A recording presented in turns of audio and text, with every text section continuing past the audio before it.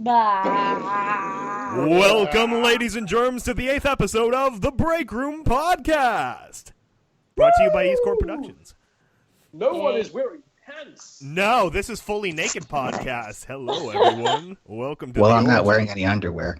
Oh my god. That's the idea.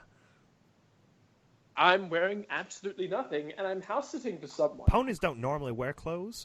No, see, we had to take a step up from last time because it's like you can't go, PG-13 and not make the natural ascent to R. So,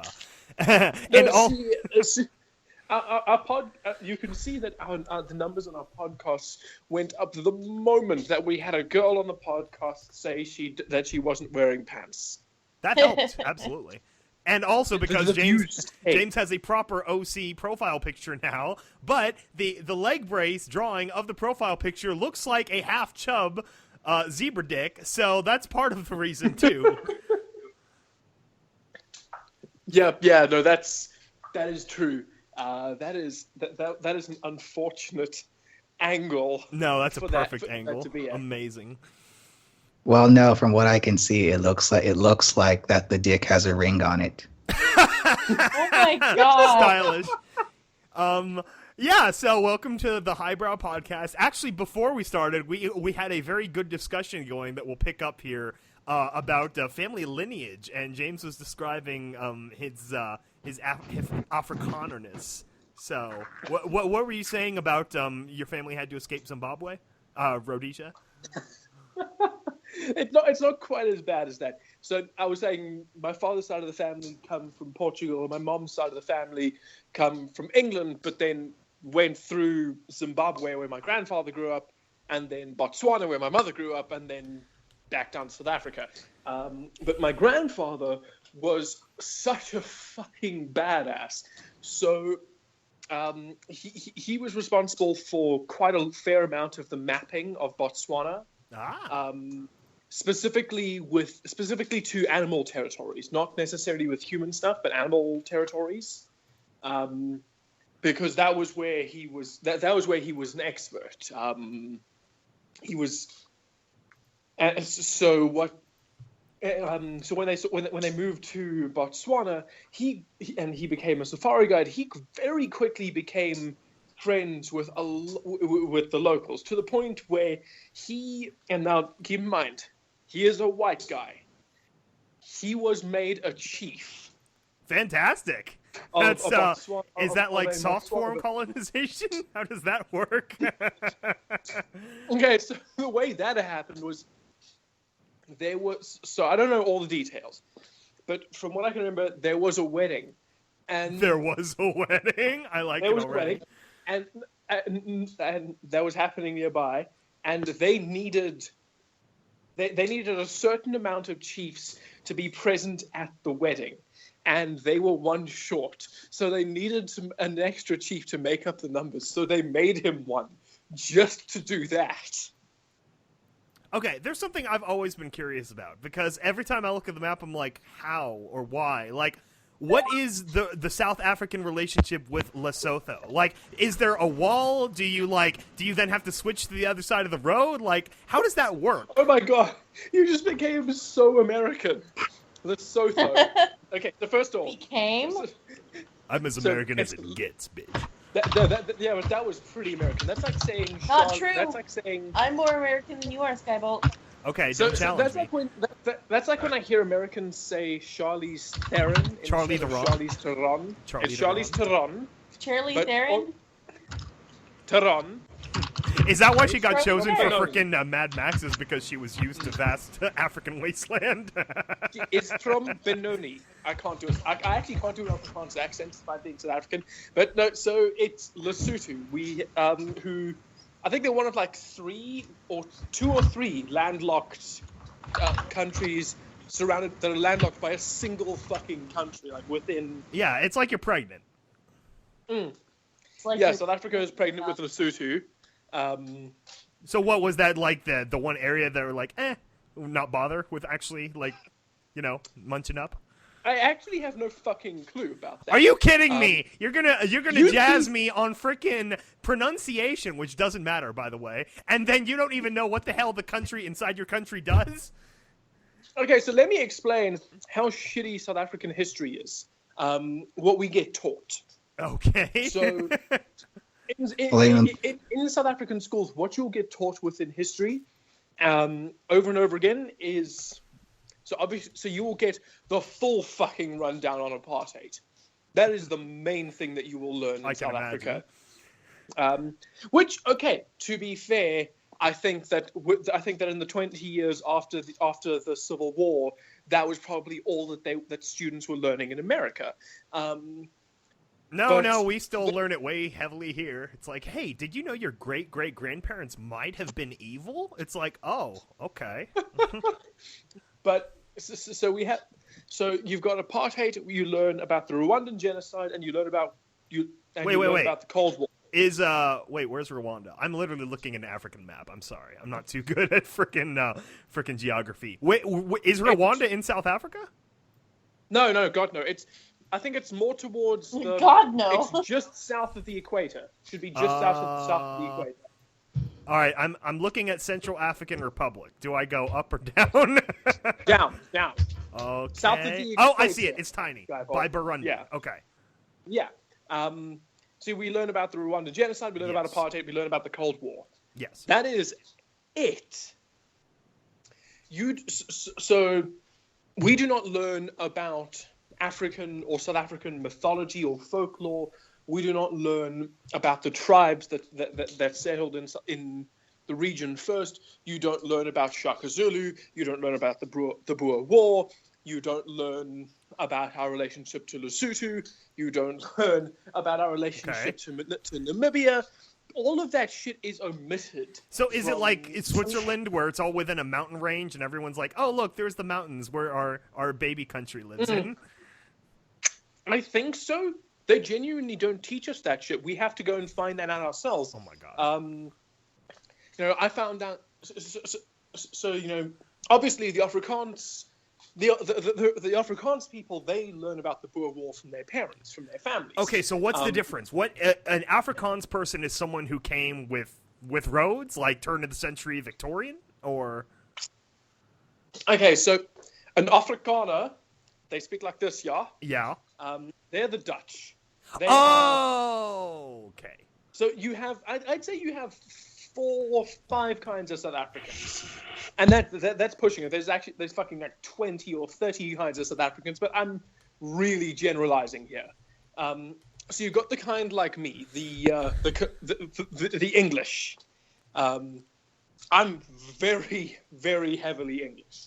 To the point where most South Africans, even South Africans who are on the UK spectrum, don't believe that I'm South African. They think that I am from England. So basically the English came and over-colonized the Dutch that were there? It's basically like New York. This is New Amsterdam, well, I mean, and then like, nope, New York. Well, that's what the Boer War was. Oh, That's really? what the Boer War was. Yeah, the Dutch settled here. Then the English came in, and they fought over the land. And the big problem there was... And at first the Boers were winning until the English invented concentration camps, and then the Boers lost. Okay, then. Because the problem was that the English are fucking morons. So, I mean, South Africa is fucking bushveld. Oh, here we go. It's brown grass. And the English were marching through there in fucking bright red outfits. And the problem is that the Boers were probably some of the first soldiers to use guerrilla tactics. And so the English didn't stand a fucking chance. Yeah, we dealt with that too. They were silly.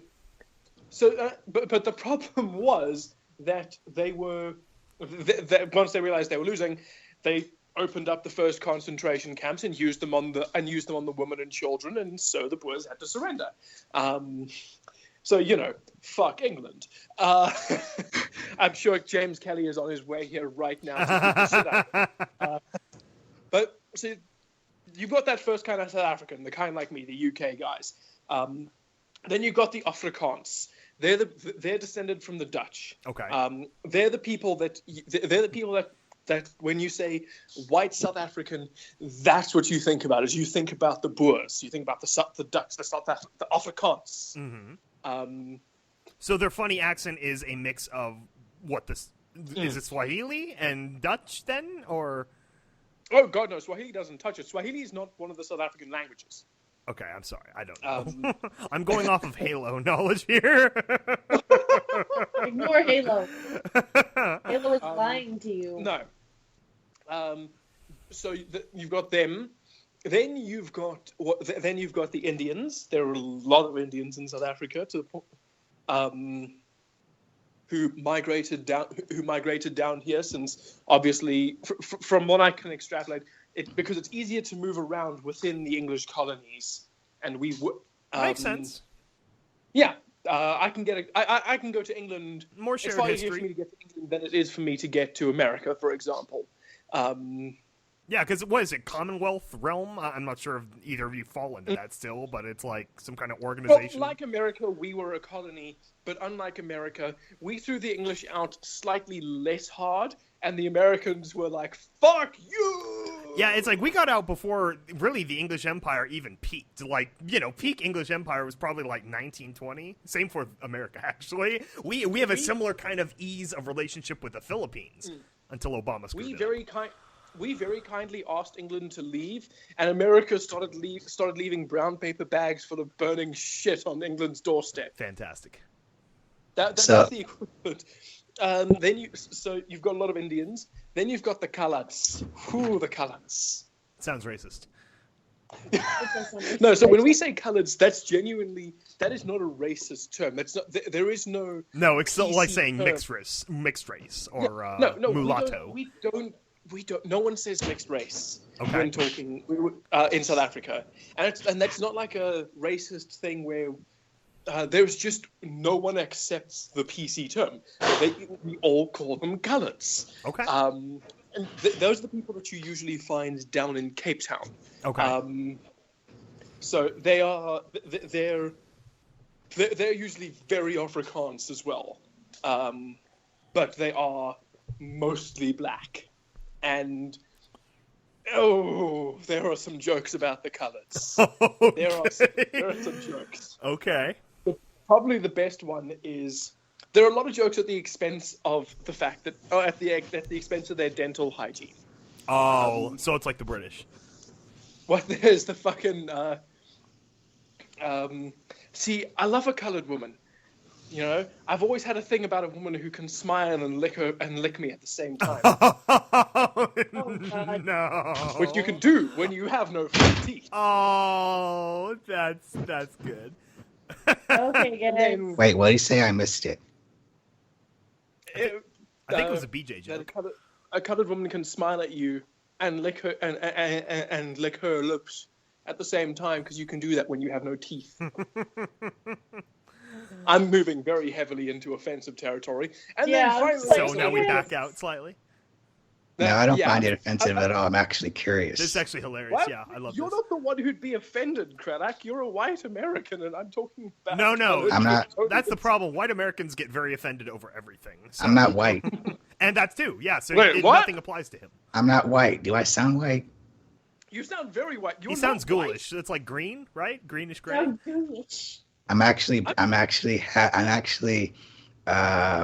well, I don't consider myself African American since I'm not from Africa, but I'm a brown-skinned human with an eighth of Native American. Okay, that's well, more I mean- legitimate than the white people here that say, "Oh, I'm a 132nd Native American." It's like, no, you're not. Yeah, I was about to say. Don't even start. It seems like most of America is like 1/24th Native American. You see, they have to say that so they can have some kind of like social currency in that way, and it's the stupidest fucking thing. So Like my mom's mom. Wait, my mom's mom.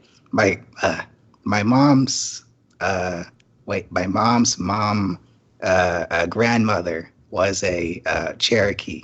okay, see, he knows the tribe, so that's way more valid than the people trying to say otherwise. Dude, everybody's something Cherokee. No, one of my favorite jokes about that was I think it was John Oliver on the Washington Redskins thing saying, saying, if anything of what you've said in the last few years is true, at least 1/36 of you should be offended by that name. Exactly. Which, then the final group of South Africans, obviously, are the black people, and that is a really difficult thing to describe, so I'm not going to describe it, because the problem is then because you can't really just say the black people, because you've got the Zulus, you've got the Xhosas, you've got Lesotho's, you've got Venda, you've got, I mean... Why would the Lesotho's matter? Apparently you guys pretend they don't exist, so... No. I think they're like the third strongest tribe. Okay. And, well, yeah, they must be strong tribe because they carved out a functional modern country. But the funny thing is, it can sometimes confuse, like, because the problem, so the languages can sometimes be similar, or sometimes they mistake their accents. So I was speaking with a Xhosa guy who was a cameraman on a shoot I worked on 2 years ago, and he was hitting on the skill, and he started speaking in Xhosa, and she's like, "No, I'm Venda. You're speaking in Xhosa." Ah, and he interesting. had this moment like, shit, that's a mistake only white people make. So James, what do Americans sound like to you? Do they have an accent? Oh my God, yes. How would you describe the accent? Best accent. I would describe the accent as stop. Please stop. Yeah, I'll see, help from what I find from a lot of British, like, more direct descendant colonies anyway, is they're very, like, prim and proper, and so it's like any kind of emphasis or energy is very offensive. It's like, you know, you're not British unless you're got your legs kicked back with a spot of tea with the softest kind of voice. So, you know, you don't want to be offensive unless you're raping some, you know, Native Americans colonies. But yeah, no. So it's interesting. America's history is very fascinating in that it's sort of like that half British, half French, like almost mother-father influence, and it's like they had a divorce, and in the middle of the divorce, they basically like broke free, like at 17. Yeah, that's the problem. Is you're the middle. You're the abandoned divorcee child thingy of the two countries who are arguably the biggest asshole countries in the world, especially to each other. England and fucking France. And then their the uncle, Spain, moved out of his house and let you like just crash there for as long as you want. And so America moved into every former Spanish viceroy colony that existed on the continent. So it was very fascinating. And then I've seen the check too. We bought Alaska for like $100 million. It's just like the Russians were done. Like they were having their own problems because, you know, it's a vast empty tundra of Siberia that was hard enough to control. So they didn't want to deal with something 12,000 miles away from Moscow anymore. So I love the land. Fascinating. I love the weird purchase of land. My favorite is still the fact that you guys rent Guantanamo Bay for $150 a year. Like, that is the cheapest rent in the world. Best rent. I mean, yeah, eventually that's going to get settled properly, but it's just like so many problems right now where it's just kind of in like a neutral state, like a status quo situation. So, yeah, no, what else was it? The freaking I had one other point I was gonna make. Oh, yeah. So we were talking about like colonies and like you know, familiarity with countries. We have that kind of with the Philippines, whereas like because they were what was the proper term they use? It was either territory or protectorate or some crap. That we basically owned the Philippines for like 25 years after kind of from the Spanish-American War, and then they were due to be released proper in 44 anyway, but then Japan kind of invaded and occupied, and so we had to win it back and then give it back to them. It was very, very complicated, but yeah, it's a bit contentious, but overall it seems like we have a lot of Filipinos, especially here in California, and it seems generally good terms. There's one thing that confused me about Canada. Does it have ties to the royal crown of British or whatever Yeah, in it's still England? a crown colony. Oh. Yeah, they still got Elizabeth II on all the monies.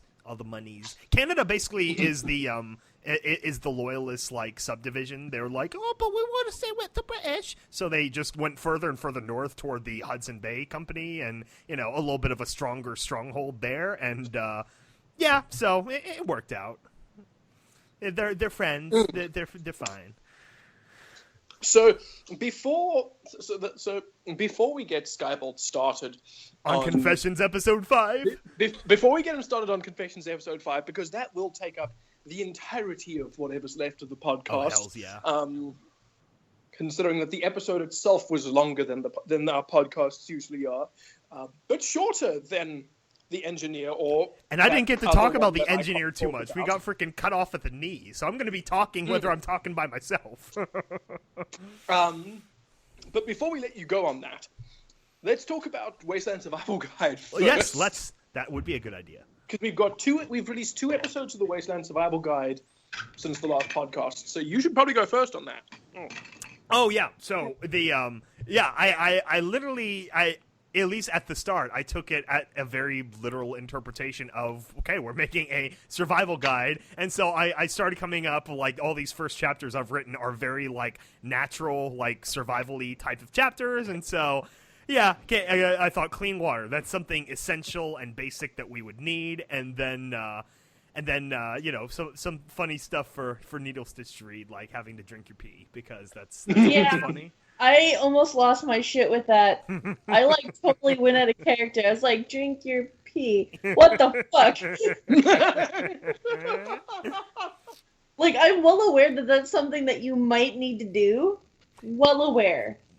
But I didn't realize you were actually going to put it in the chapter. Oh, it's hilarious. Especially in a wasteland context. You have to think about the fact that it's better because that's radiation that's already in your body. So whatever you pee out is like it's going to end up being less radioactive than just taking in a fresh batch. So, yeah. It's like your body is a filter absorbing some of the radiation anyway. Also, radioactive pee. Yes, exactly. And so then I thought, okay, in Fallout-y, like, kind of exaggerated terms, what would that be? Oh, it's the glow test. Does your pee glow brighter than, or does everything else glow brighter than your pee? Then you might have to drink your pee. Yeah, I thought it had to end up on something kind of fun and silly, so. And make if your pee is glowing... If your pee is glowing brighter than anything around you, you're gonna have a bad time. So. I actually did say that. It's like, you're going to have a bad time. But then I deleted it. What if your semen glows? That, then you need to see a doctor. That's, Well, then you're about to have a super baby. Yes. That's, I'm pretty sure that's the origin of probably a edgy DC comic character. Yo, yeah, probably. My dad had radioactive cum. I actually really want to apply that to the ghoul character, to the actor who plays the ghouls in our behind the scenes series. Nice. He's an actual ghoul who was because one day he fell into radioactive radiation and became a ghoul. Fantastic. Radioactive radiation. Exactly. He fell into radioactive radiation, became a ghoul, and now he works as an actor in zombie movies. I gotta imagine that his semen is probably radioactive. I need to make that a joke now. Okay, there we go. See, writing process on display here. This is basically how it goes. You just make jokes with each other until it becomes until it becomes a story. So the reason that Skybolt took the time a few minutes ago to specify that he went to this effort of putting together all this real survival stuff is because he's still reacting to my chapters. When I arrived and put them down and said, okay, cool, so I did a couple of lore things, and then, well, actually, before I wrote the chapters, I said, I'm going to do some lore things. And Skybolt said, cool. And James Kelly said, cool. And then I wrote the chapters. And then I put them in the chat, and I said, okay, cool, I did some lore things. And Skybolt said, cool, I'll read them later. And Kelly said, cool. And then Skybolt read the chapters, and then he got back to me. James, you did a lot of lore stuff. I don't recall you clearing this with me, James. See, okay, well, The fuck, man? the only problem is that for certain future productions of Confessions material coming up that I sent you freaking 4 months ago or something that you've seen, I know you've seen, and so then it's like the Great War Alliances, you have this 10-minute segment where you're basically capitalizing on the entirety of the pre-war lore, and I'm like, hold up now. So I had to delete some stuff that was like, give me at least one little pie slice, because I really don't touch much before the war after this, but it's like one very specific thing, and I'm like, okay, dude, come on. You've got everything else. You can have your Yak-Yakistan, whatever. God. I didn't even fucking want Yak-Yakistan, but because the show had a fucking episode about it, I had to address it. Yeah. Oh my fucking god! That's why the Yak-Yakistan thing in this episode was so goddamn short. Because it's so little to go off of. I hate that episode. I hate the Yak episode. Because the thing is that there is a general... I'm not the only person who, among the fandom, who is really looking to see the origins of some of the races that have been teased. Most specifically, fucking zebras. Like, they have really gone into a lot... in the early seasons, they teased Zecora and zebras, and they haven't done it, and instead they gave us fucking yaks. That was so stupid. I also like how Zecora's kind of gone from the episode. She got, like, whitewashed away. Or pony. Which pisses me off too. Because, I mean, Zecora had that build-up on her. Yeah. You know, she was mysterious. She was intelligent. She could do magic. I mean, she fucking waved her hand over that one cup Bubble created toilet water trouble. out of thin air. I mean, that's magic without using a horn. How does that work? Magic. Or the fact that at one point, Zecora outright fucking says, "I'd be really embarrassed if a pony beat me at magic." Like, that's a bold claim. That's some cocky shit right there. Like, you've got to imagine.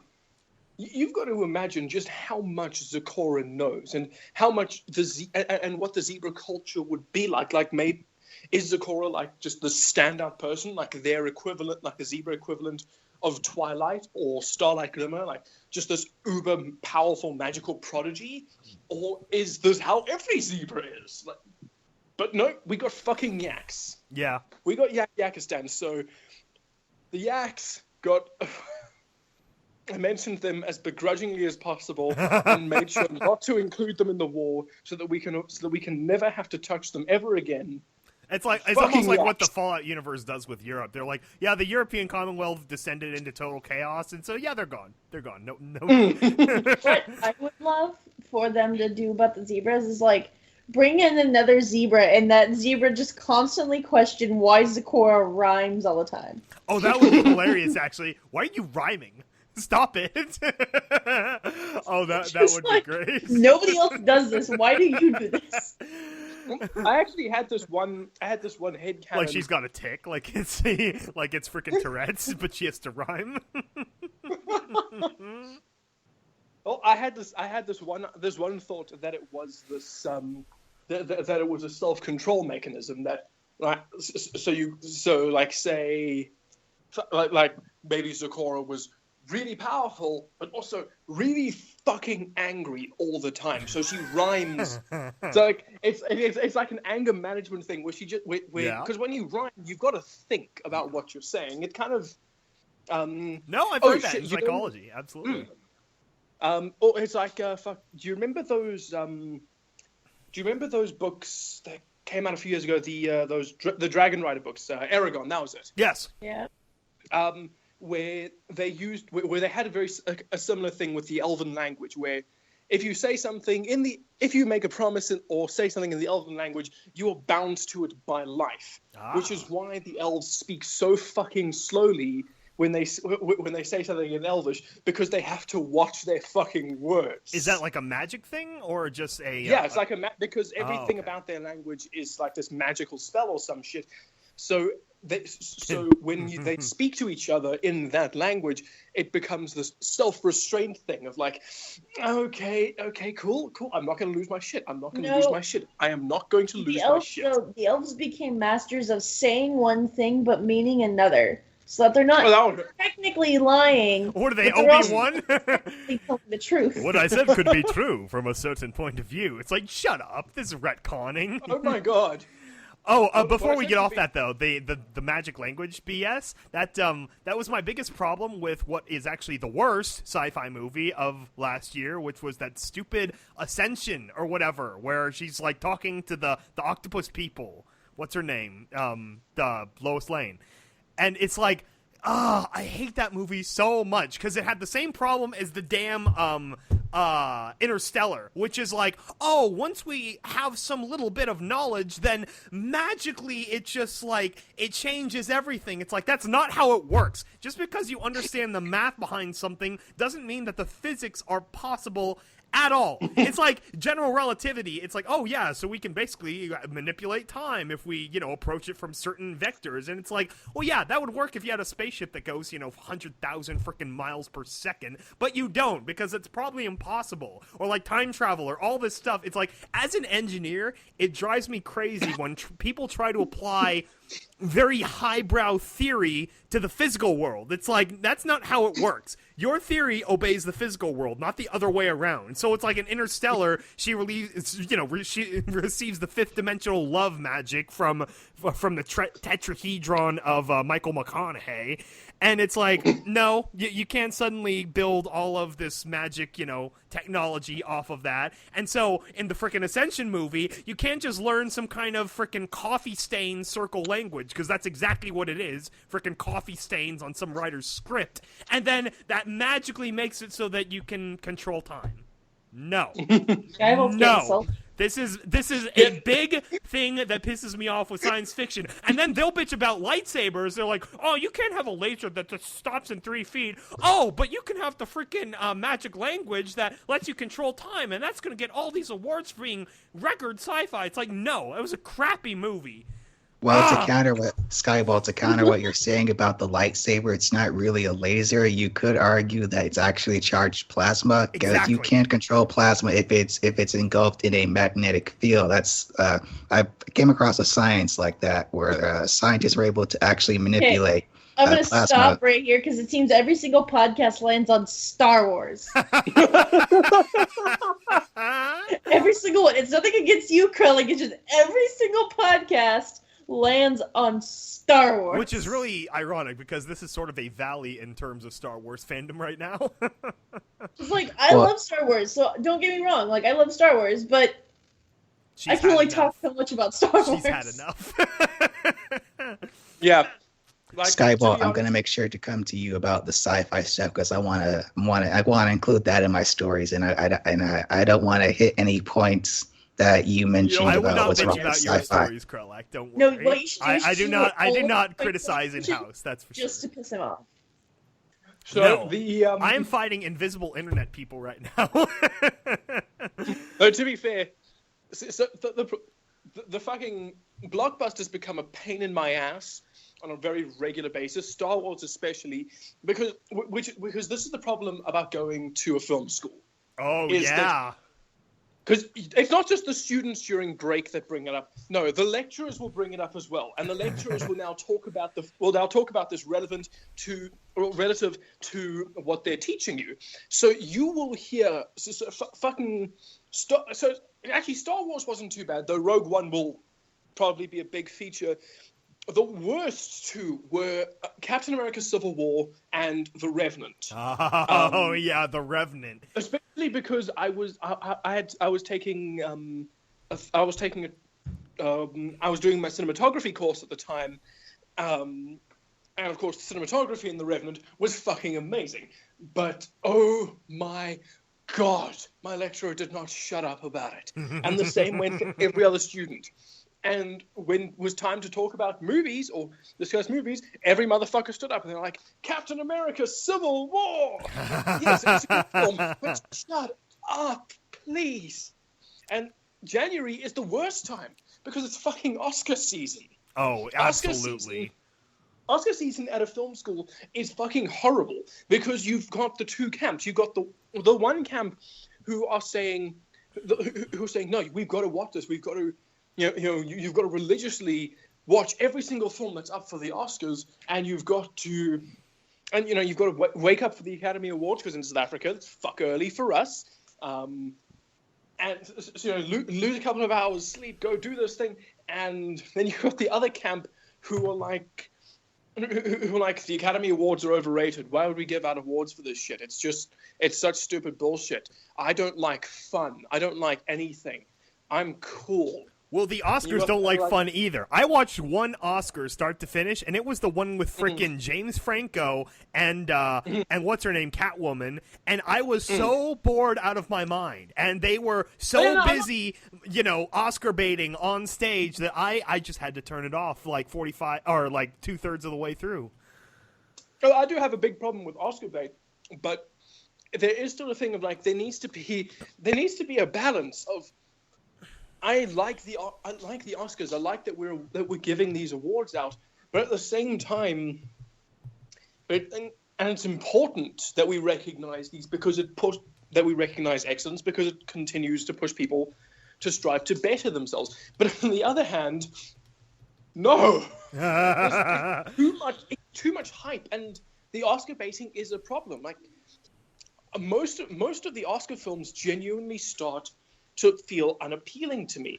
Fucking like because every year you'll have the same crap. Every year you'll have the required movie about slavery. Of course, yeah. Or just general white guilt movie. Yep. That'll be added in there. I saw Hacksaw Ridge, so we've got the Jesus symbology one in there. Although to be fair, Andrew Garfield. Holy fuck, the man can act. He did a great Southern accent. Absolutely, I thought. He did I did not expect him to be as good in that movie as he was. And I liked him as Spider-Man, and I liked him in The Social Network. He was great in The Social Network. Yeah. But this was on another. This was a different level for him. So I applaud him, but fuck Mel Gibson. It felt like if Mel Gibson had directed fucking Pearl Harbor. Oh, don't get me started on Pearl Harbor. Fucking. I'm excited. I still haven't seen La La Land, and I'm excited because Damien Chazelle is one of the best screenwriters in Hollywood at the moment. After fucking Whiplash. Oh my god. See, yeah, I loved Whiplash, but I've determined not to see La La Land because how sick of the movie I already am just from the third-hand Oscar-bation, and I'm like, no more. I refuse to see it. Oh my gosh. Disney's got the fucking animated section wrapped up around their finger because they've got Moana and Zootopia. Yeah, Zootopia, that made freaking oodles of money. Oh my gosh. They're going to make so many furry movies now. Because that was the whole initial marketing was the anthropomorphic, which is so dumb. It's like they've been making movies like that for 70 damn years. It's like Robin Hood from freaking 1962 where they were all anthropomorphic animals. I love that. It's like, I mean, I don't get it. All the initial marketing was like, have you ever heard of this? It's like, what are you, an 80-year-old man? Like, of course everyone's heard of this. You've been making movies about this for a long time. The Great Mouse Detective, all that crap is anthropomorphic. Also, the furries are coming. The furries are coming. Robin Hood and the Great Mouse Detective, fucking amazing films. It was very good initial animation. If anyone has never seen it, if you like documentaries at all, the end-all be-all documentary for animation students is Waking Sleeping Beauty, about the rebirth of Disney Animation Studios in the 80s and 90s. That's a great movie. Awesome documentary. Yeah, documentary. And it's really cool, too, just seeing the, behind-the-scenes politics of it all. That's what, especially coming from where we do, just so fascinating seeing it happen, all the behind-the-scenes workings of the studio system and marketing and money and creative direction. Really fascinating.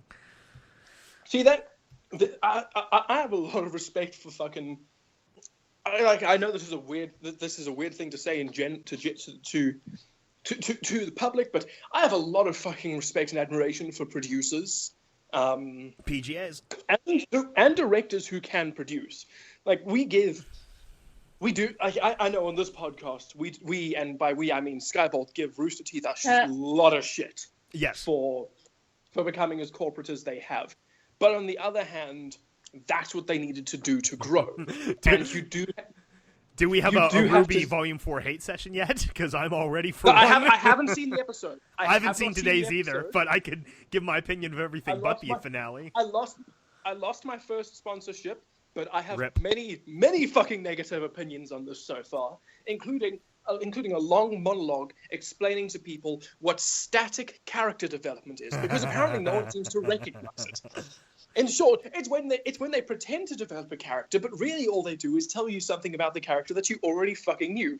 Essentially, Blake's entire arc this season. Oh my gosh. I never liked Blake, but this season made me, like, viscerally dislike seeing her. Every time she came on screen, I was like, oh my gosh. It's like Sorry. No. Like, of the main 4 characters, only one of them has had actual development this year, and it's been Yang, and she has had the least screen time out of all of them. It was also pretty weak development, in my opinion, but it's like, at least it was development. But it was at least development, but I was more excited to see scenes with Ty. He looks like an interesting character. Yeah, no kidding. Also, I want to know what his dynamic is. Like, he seems to be like the black sheep of Team Stark. Like, you've got Crow, who is like one of Ozpin's most trusted agents. You've got Raven, who is this mysterious, powerful badass. You've got Summer, who we don't know about, but is clearly Ruby and Yang's favorite parent, who is now dead. And you've got and if they go by and Summer, because it was Team Stark, would have been the team leader, which means Ty was literally he was like probably the least important member of the team. He was probably like that dude who was sometimes there. Like, yes, he did bang both of the chicks. Yeah, I have a theory that they were originally called Team Stork because their entire purpose is just bringing babies into the world. Although, to be fair, I'm still part of the group that think that Crow is Ruby's real dad. I'm open to that theory because at least it's something interesting about the show, which is otherwise kind of in a weird place right now. Like, the entire season is like the first half of the first act of a television super series, I guess, which is kind of what they're going for, but it's like it was too much introduction and no payoffs whatsoever. It's like, here's a buttload of characters and plot lines, and then season over. And I love how, like, 3 weeks ago, they're like, oh, by the way, there's a season 5 or volume 5. And it's like, well, A, no duh. It's now their flagship show. And B, that doesn't change the fact that this entire volume was almost worthless. Almost worthless. You could have done, in fact, I'm going to go one step further. I could have written this volume to be 3 episodes long. Yeah, because, I mean, honestly, you could take this information and condense it down into 3 episodes. And this is another important fucking thing that a lot of animators forget when they get given a budget, which is your screen time is golden. Every second counts. It's not like with audio dramas where Skybolt and I can have our scripts go on for 6 fucking hours, because if we make a 6-hour script, all that it means is that the production cycle is going to be longer. It's not going to cost us any more money in a studio setup like ours, and it's certainly not going to cost us a shitload more money. But in animation, when you're on low budget, every second is going to cost you a fuckload of money. Like Jan Animation, he charges $100 a second for animation. But I mean, that's how long it takes. Exactly. So when you're on a low budget, then it makes sense where you've got to make sure that every second you have is being used productively. But the problem with RWBY is that because they now have this budget, they now have this team, they now have the full support of Rooster Teeth, and they've got fucking full screen backing them. You can see it in season 4. They now can stretch it out as long as they want, which is not what they should be doing. They should be condensing it. Pacing is an important thing. I'm sure season 4 would be a much better season if you watched every episode back to back. But because they've been releasing every episode once a week with fucking World of Remnant episodes, like between like you'd have 2 episodes and then a World of Remnant, which is bullshit. Even more Yeah, so Red because vs. they Blue actually season- cover like interesting plot development in the World of Remnants. Which is bullshit because, I mean, the World of Remnant is Ruby's equivalent to Red vs. Blue's PSAs. Yeah. But if you look at Red vs. Blue, especially Season 10, they did, I think, 5 PSAs that's in Season 10. And actually, no, they did, but I think like they did 3. And then when they got to Episode 10, they stopped with the PSAs altogether so that it didn't interrupt the pacing of the series. No, because people complained a lot about those. Because I like the PSAs. And I like the World of Remnants. The PSAs are fucking funny. Yeah. But I do not want to sacrifice a week of watching the show. It just makes me angry. And a lot of people will go in and say, "Oh, you're being entitled. You know, you have no right to do it. It's their show." No. That's the other thing. Where a content creator answers not to a content creator does not answer to himself. Skybolt and I do not answer to ourselves. We answer to the fan base. And the same goes for Rooster Teeth. Because we're not just making this content for ourselves. If we were making the content only for ourselves, and if we were answerable only to ourselves, then we would make the content and never give it to you. Yes. Because we give you the content, because Rooster Teeth gives us the content, that makes us their bosses. And that is something that fans often forget. They bitch it. They say, no, well, they use the World of Remnant to give them an extra week to animate. Do you know how little time a week is in animation? Yeah, it's like in the grand scheme of things, most of this was done by, the first episode premiere. Exactly. They usually, it counts for, like for Red vs. Blue, it's more understandable. Machinima is faster to film than animation. There is a good example of pandering and not pandering. Oh, this whole season was pandering. Ugh. Yep. The 100th episode of MLP. Yeah. Total Yes. fan pander. It was intentional, but I still didn't like it. An example of like, fuck what you're saying, I'm gonna do what I want is all of llamas with hats. Yes. Well, I mean, literally what happened was people were like, I want you to do this, I want this to happen, blah, blah, blah, blah, blah. And the creator was like, you know what? Fuck you, I'm just gonna kill everybody.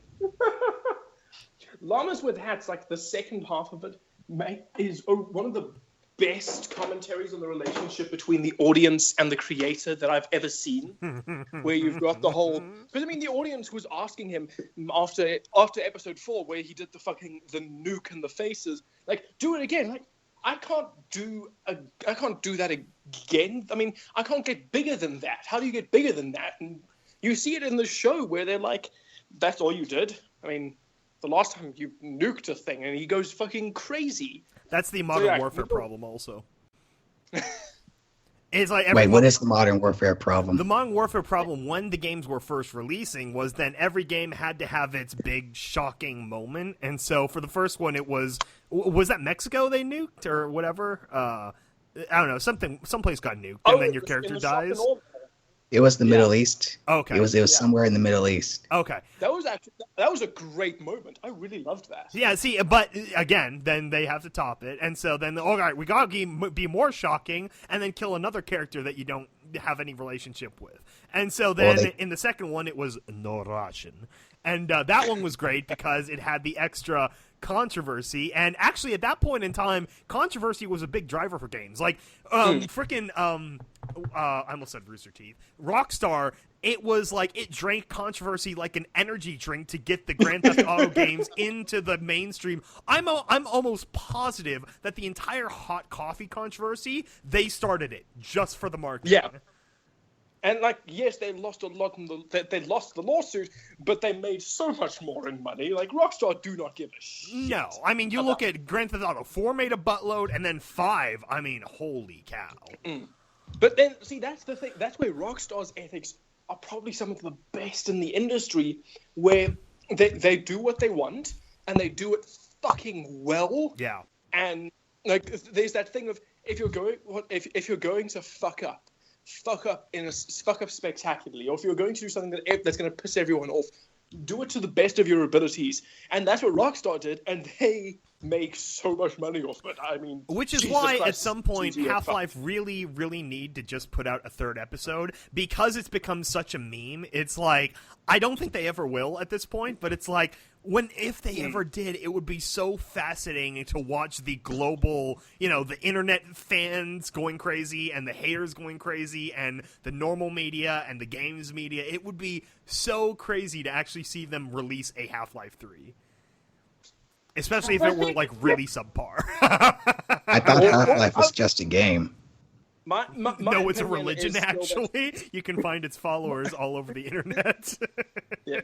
My Half-Life headcanon is still that what we've seen so far is Half-Life Volume 1. So they're not going to release Half-Life 3 or Half-Life 2 Episode 3. They're going to come out and be like, it's time for Half-Life 2, for Half-Life Volume 2, number 1. Yeah, it's like a freaking, what's the word? I've been out of freaking math for too long. Where it gets closer to the line, but it doesn't quite get there. Asymptote, that's it. Half-Life is an asymptote and will never cross the 3 line. Well, it's like Portal, too. Portal also. Both the Portal games are in the Half-Life universe. They have all these clear points of, like, crossover, and it's like, again, they had 2 games, but they don't continue. I mean, I think it's a meme.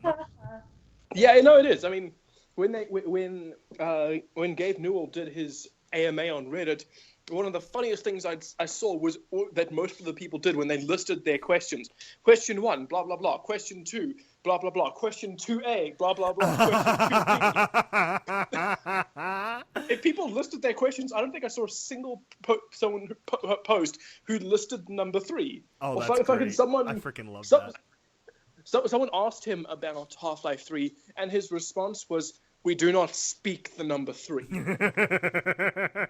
It's like there's a green text thread about, like, oh yeah, they go to the Half-Life panel, and then at the end of the panel, a big 3 comes on screen, and then the E in front of it. Have a good E3, and then someone shoots Gabe. I mean, seriously, all they act like that. They would have the easiest marketing strategy in the world. In terms of fucking anything. Like, you could market Half-Life 3 far more easily than you could market fucking world peace. Like, hey, I have this button that will create world peace in, like, as soon as I press it. I have Half-Life 3. The world will know about Half-Life 3 first. Exactly. All that needs to happen is you just need to see, like, fucking Valve tweet out the number 3. Like, they don't even have to make a graphic. They just have to tweet out the number 3, and you can guarantee that everyone will jump on that as confirmation. It would be such a shitstorm. Yeah. And I think what they're saving it for, too, if they do have it in development in any stage, is, like, the next big, like, hardware release, because that's basically how they got Steam off the ground, is they packaged all the Half-Life 2 crap with it.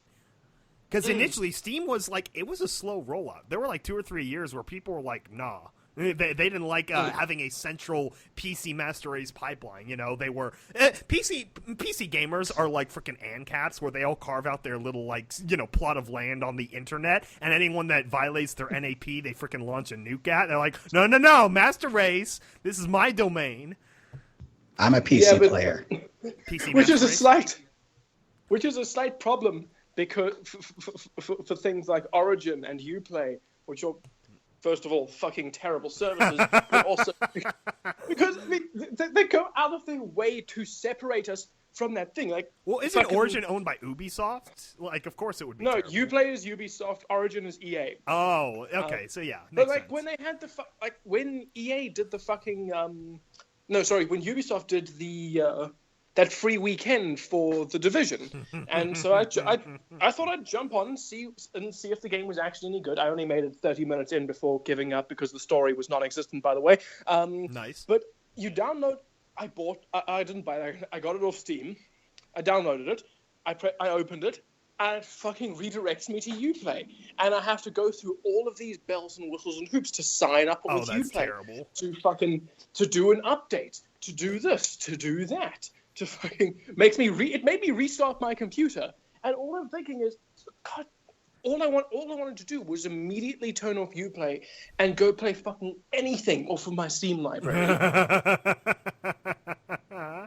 It's like I don't get it. Like, you have 10 minutes, I think is what they say, is 10 to 15 minutes to get your player pumped about your game so that they will play the rest. And with Ubisoft and EA, you spend those first 10 minutes just going through the fucking menus before you can get in. Yeah, that was like the original PlayStation 3 problem too, was that like you went through like just hours of updates before you could do anything, which was so crazy frustrating. And it's like, I don't know, I'm still a console gamer essentially because I never evolved into the PC like realm. The only PC games I ever played were way back in the day. I did Roller Coaster Tycoon and the frickin' Sims, and let's see how many people remember this. Star Wars Galactic Battlegrounds. This is the RTS from frickin' 2001. Yeah. That was fun. That was baby's first RTS, and the only one I ever played. I grew up on RTS. That was like the first thing I played. Fucking Warcraft 3, fucking StarCraft. Then moved. Wait, do you guys remember the original Fable? Yes. Yep. I owned the original Fable and got like 1/10 of the way into it and then stopped.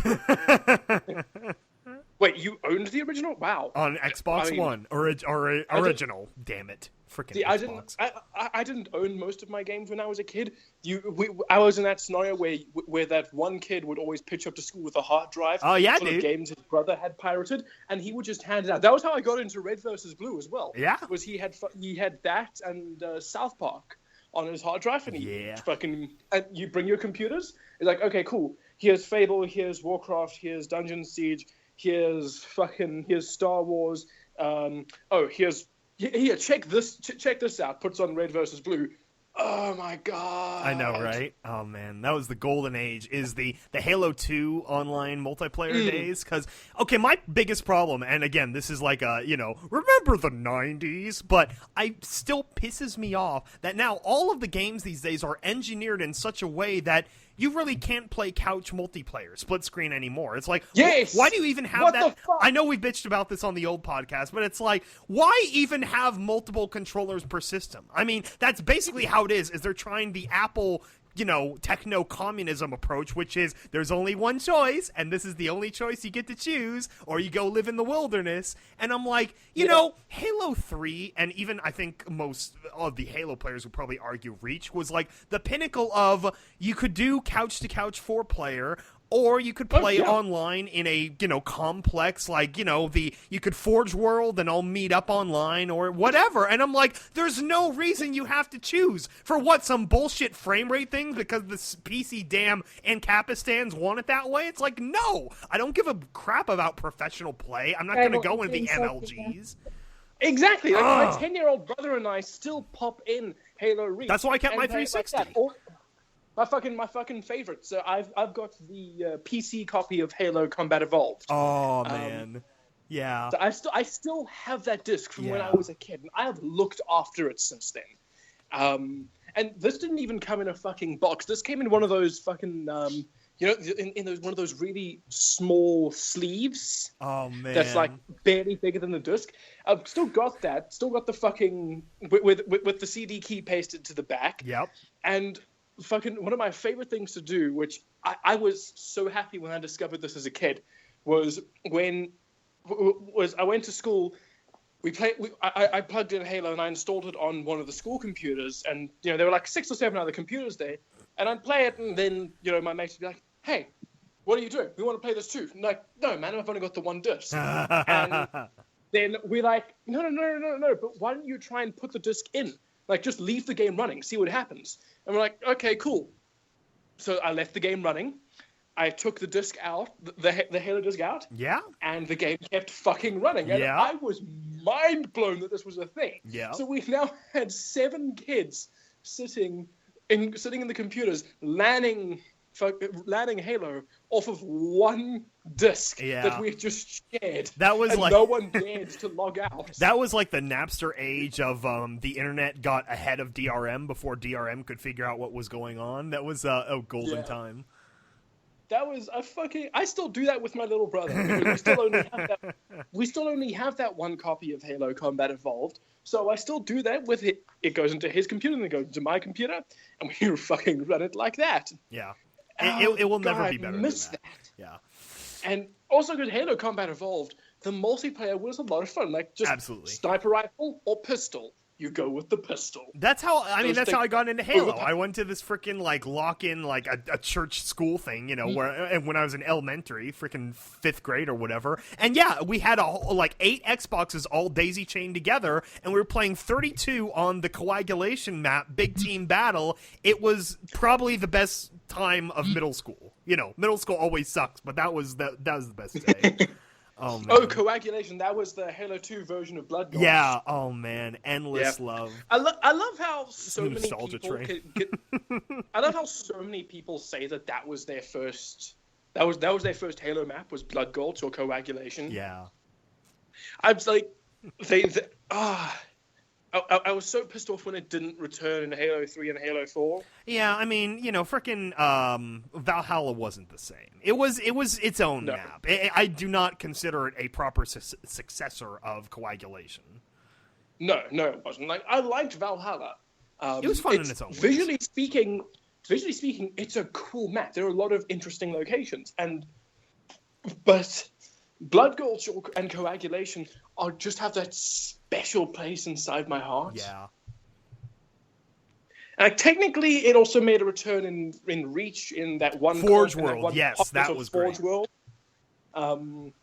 Which cool, but I was so happy in fucking Red vs. Blue Season 13 for that one cameo shot where you see where you got to see Blood Gulch again. Yeah.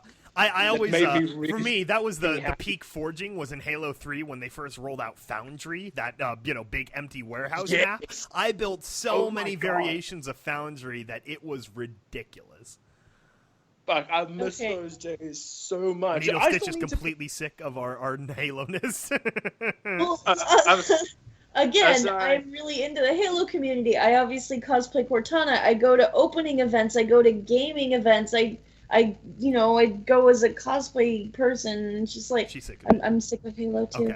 Okay. Halo. Also, I just want to point out that we have been going on for about an hour now, and you still haven't talked about Confessions. We should probably do that at some point. Wait, I have one question. About the Halo subject before we move on. Do it. Elites or brutes, Zanghili or Jirohane? Okay, so first of all, if you call the brutes by their real name again, we'll fire you. Fucking nerd.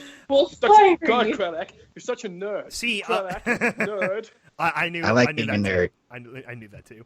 To be fair, no. Obviously the elites are better because holy cow, in Halo, that was honestly the only thing that makes Halo 3 less of a game than Halo 2 to me is. I'm so sick of the brutes, okay? It's like Halo 2 was perfect. You got to play against some elites and some brutes. But when it was just pure brutes, I got so sick of them. And the Flood were extra hard in Halo 3, and that kind of pissed me off too. I loved Halo 3. I mean, obviously it'll never be Halo Reach, and Halo 2 is an overrated game. Halo honestly. 2 is the best of the entire series, and that's how it is. I loved it, but it's I think it was one of the weakest. So... The only legitimate complaints I see for Halo 2 is the Empire Strikes Back problem of it's not a complete story because the ending is, I'm going to finish this fight. Yeah, and you know. Yeah, ending was just, the whole, the chopped off ending. But also with Halo 3, what I loved about it was it had more of that military operation feel than Halo 2. While Halo 2 still worked quite nicely with that desperate fighting, desperately just trying to hold your ground. Halo 3 still felt like it was that more of an operation. Which is why I love Halo Reach so much, because it's a nice middle ground between that. You've got the military action and these awesome fucking large-scale battles and assaults or secret missions inside, and this great variation. and you feel like you're part of this larger force accomplishing a goal, but at the same time, you also feel like you're desperately clinging onto the fucking lid of a volcano, trying not to get dragged in. Yeah, the whole the run at the end of Halo 3 was one of the best levels of the game. Oh my gosh. Yeah. Halo 3's run at the end was fucking fantastic. I think the writing for Halo Reach was the best of the series. Gameplay, yeah, it was good, but yeah, I love the writing. The retarded AI made things bad, though. It's like, you know, you can't have it where the enemy AI are all Einsteins, and then your AI are all, you know, riding the small bus with you across New Scandinavia or whatever. I just want one of those motherfuckers to be able to drive a Warthog properly, so that I could take the gunner position. Yeah, that's been a problem since the first Halo game, where they're like, here, have a mobile turret that on the back of a Jeep. That's a cool idea, but you can't pilot. We should you move on before Needle Stitch kills herself. Okay, transitioning. Speaking of a giant valley of with mountains on both sides. So, Confessions Episode 5 finally released to much acclaim, as I've seen so far in the comment section, which is always nice to see. I don't think anyone actually disliked it. Does it have any downvotes yet? I don't know. Probably eventually. You know, there's always that one guy. I think we've only had 2 downvotes so far, Terminal Secrets Episode 3 and the Patreon video. Yeah, people don't like the idea of Patreon, which is fine. But, oh my gosh, so it... obviously we had a special friend come back with a battered blade at the opening of the story. That was a slight response to what I assumed would be more hatred for episode 4, which is to have a sort of like mini story at the beginning to contain that, like, for people who like that, and then go into like the story proper. And also, I just wanted to bring back the old character. She was fun.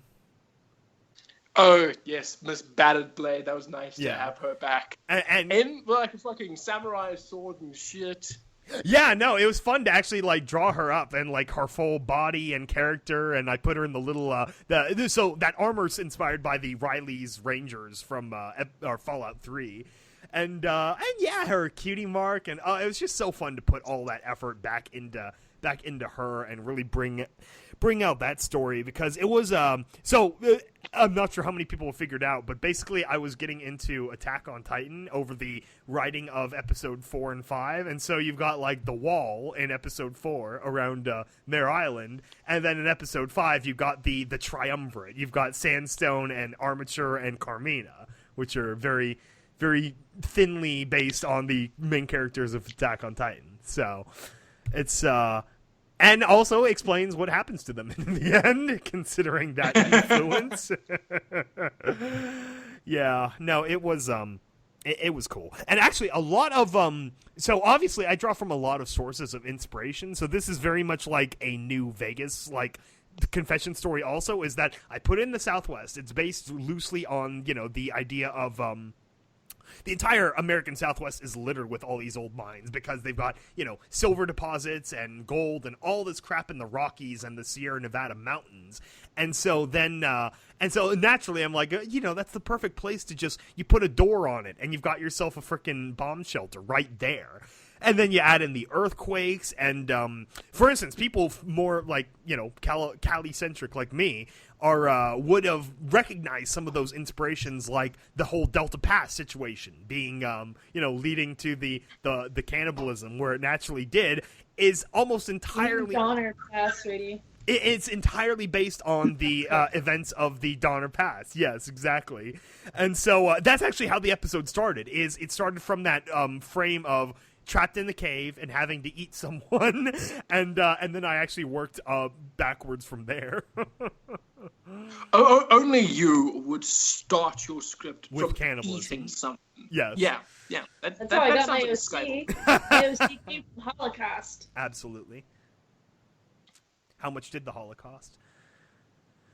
Huh? Dude, It was heavily influenced by the Holocaust. No. Oy vey. Not even gonna lie about that one. Like, my OC, heavily influenced by the Holocaust. Oh, that part. I was knowing Skybolt's joke about the how much does the holo cost? But wait, seriously, your OC's how's your OC inspired by the Holocaust? Your OC is a pin cushion, like a plushie that sewed herself back together and dead skin. Did I tell you about how I came up with needle stitch? I don't think on the podcast. Did?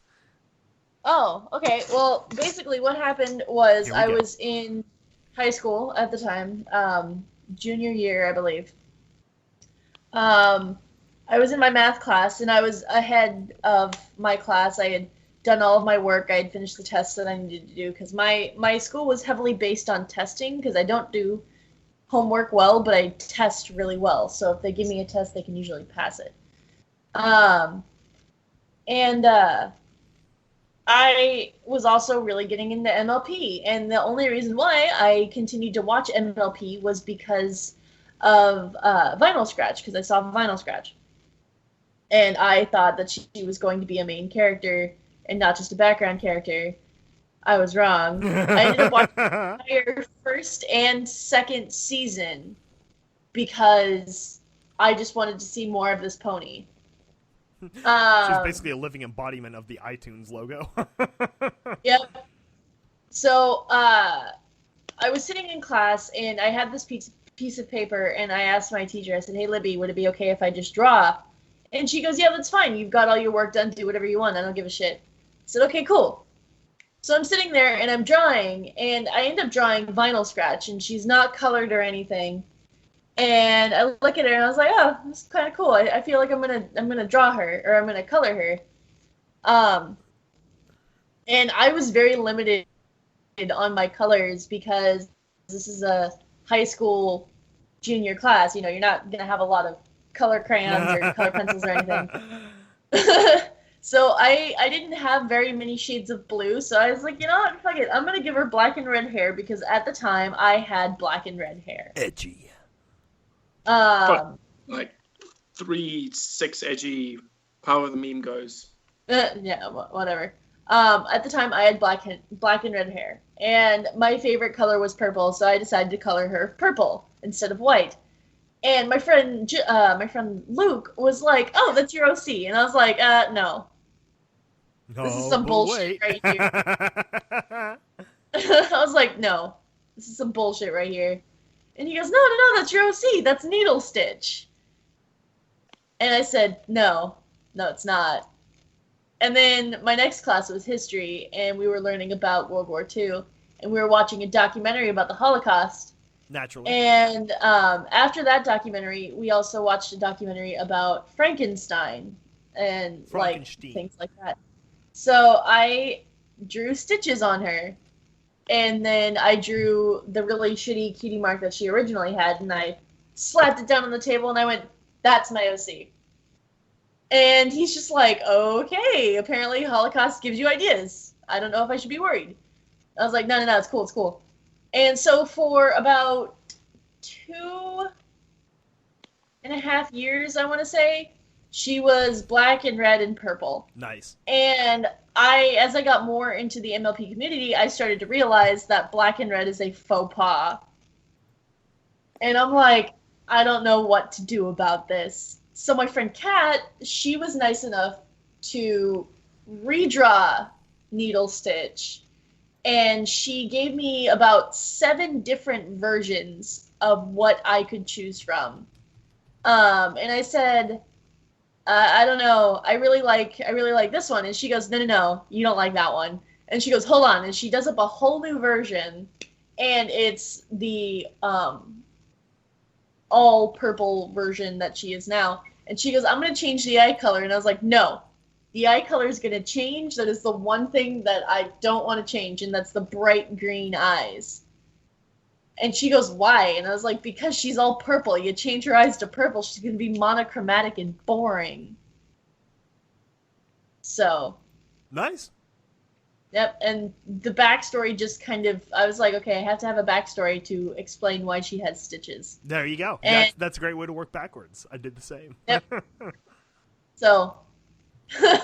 I like it. She was inspired by the Holocaust. I like how at first it was sort of like thrust upon you, like, no, that's your OC now. So, I love my friend Luke. He's the one who originally got me into MLP, and because my high school, it was small. The second high school I went to, it was small. My graduating class, I believe, had 30 people. Luke was one of the few people I talked to on a daily basis, and so he came to school wearing this Twilight Sparkle shirt, and I'm like, "Fuck is that?"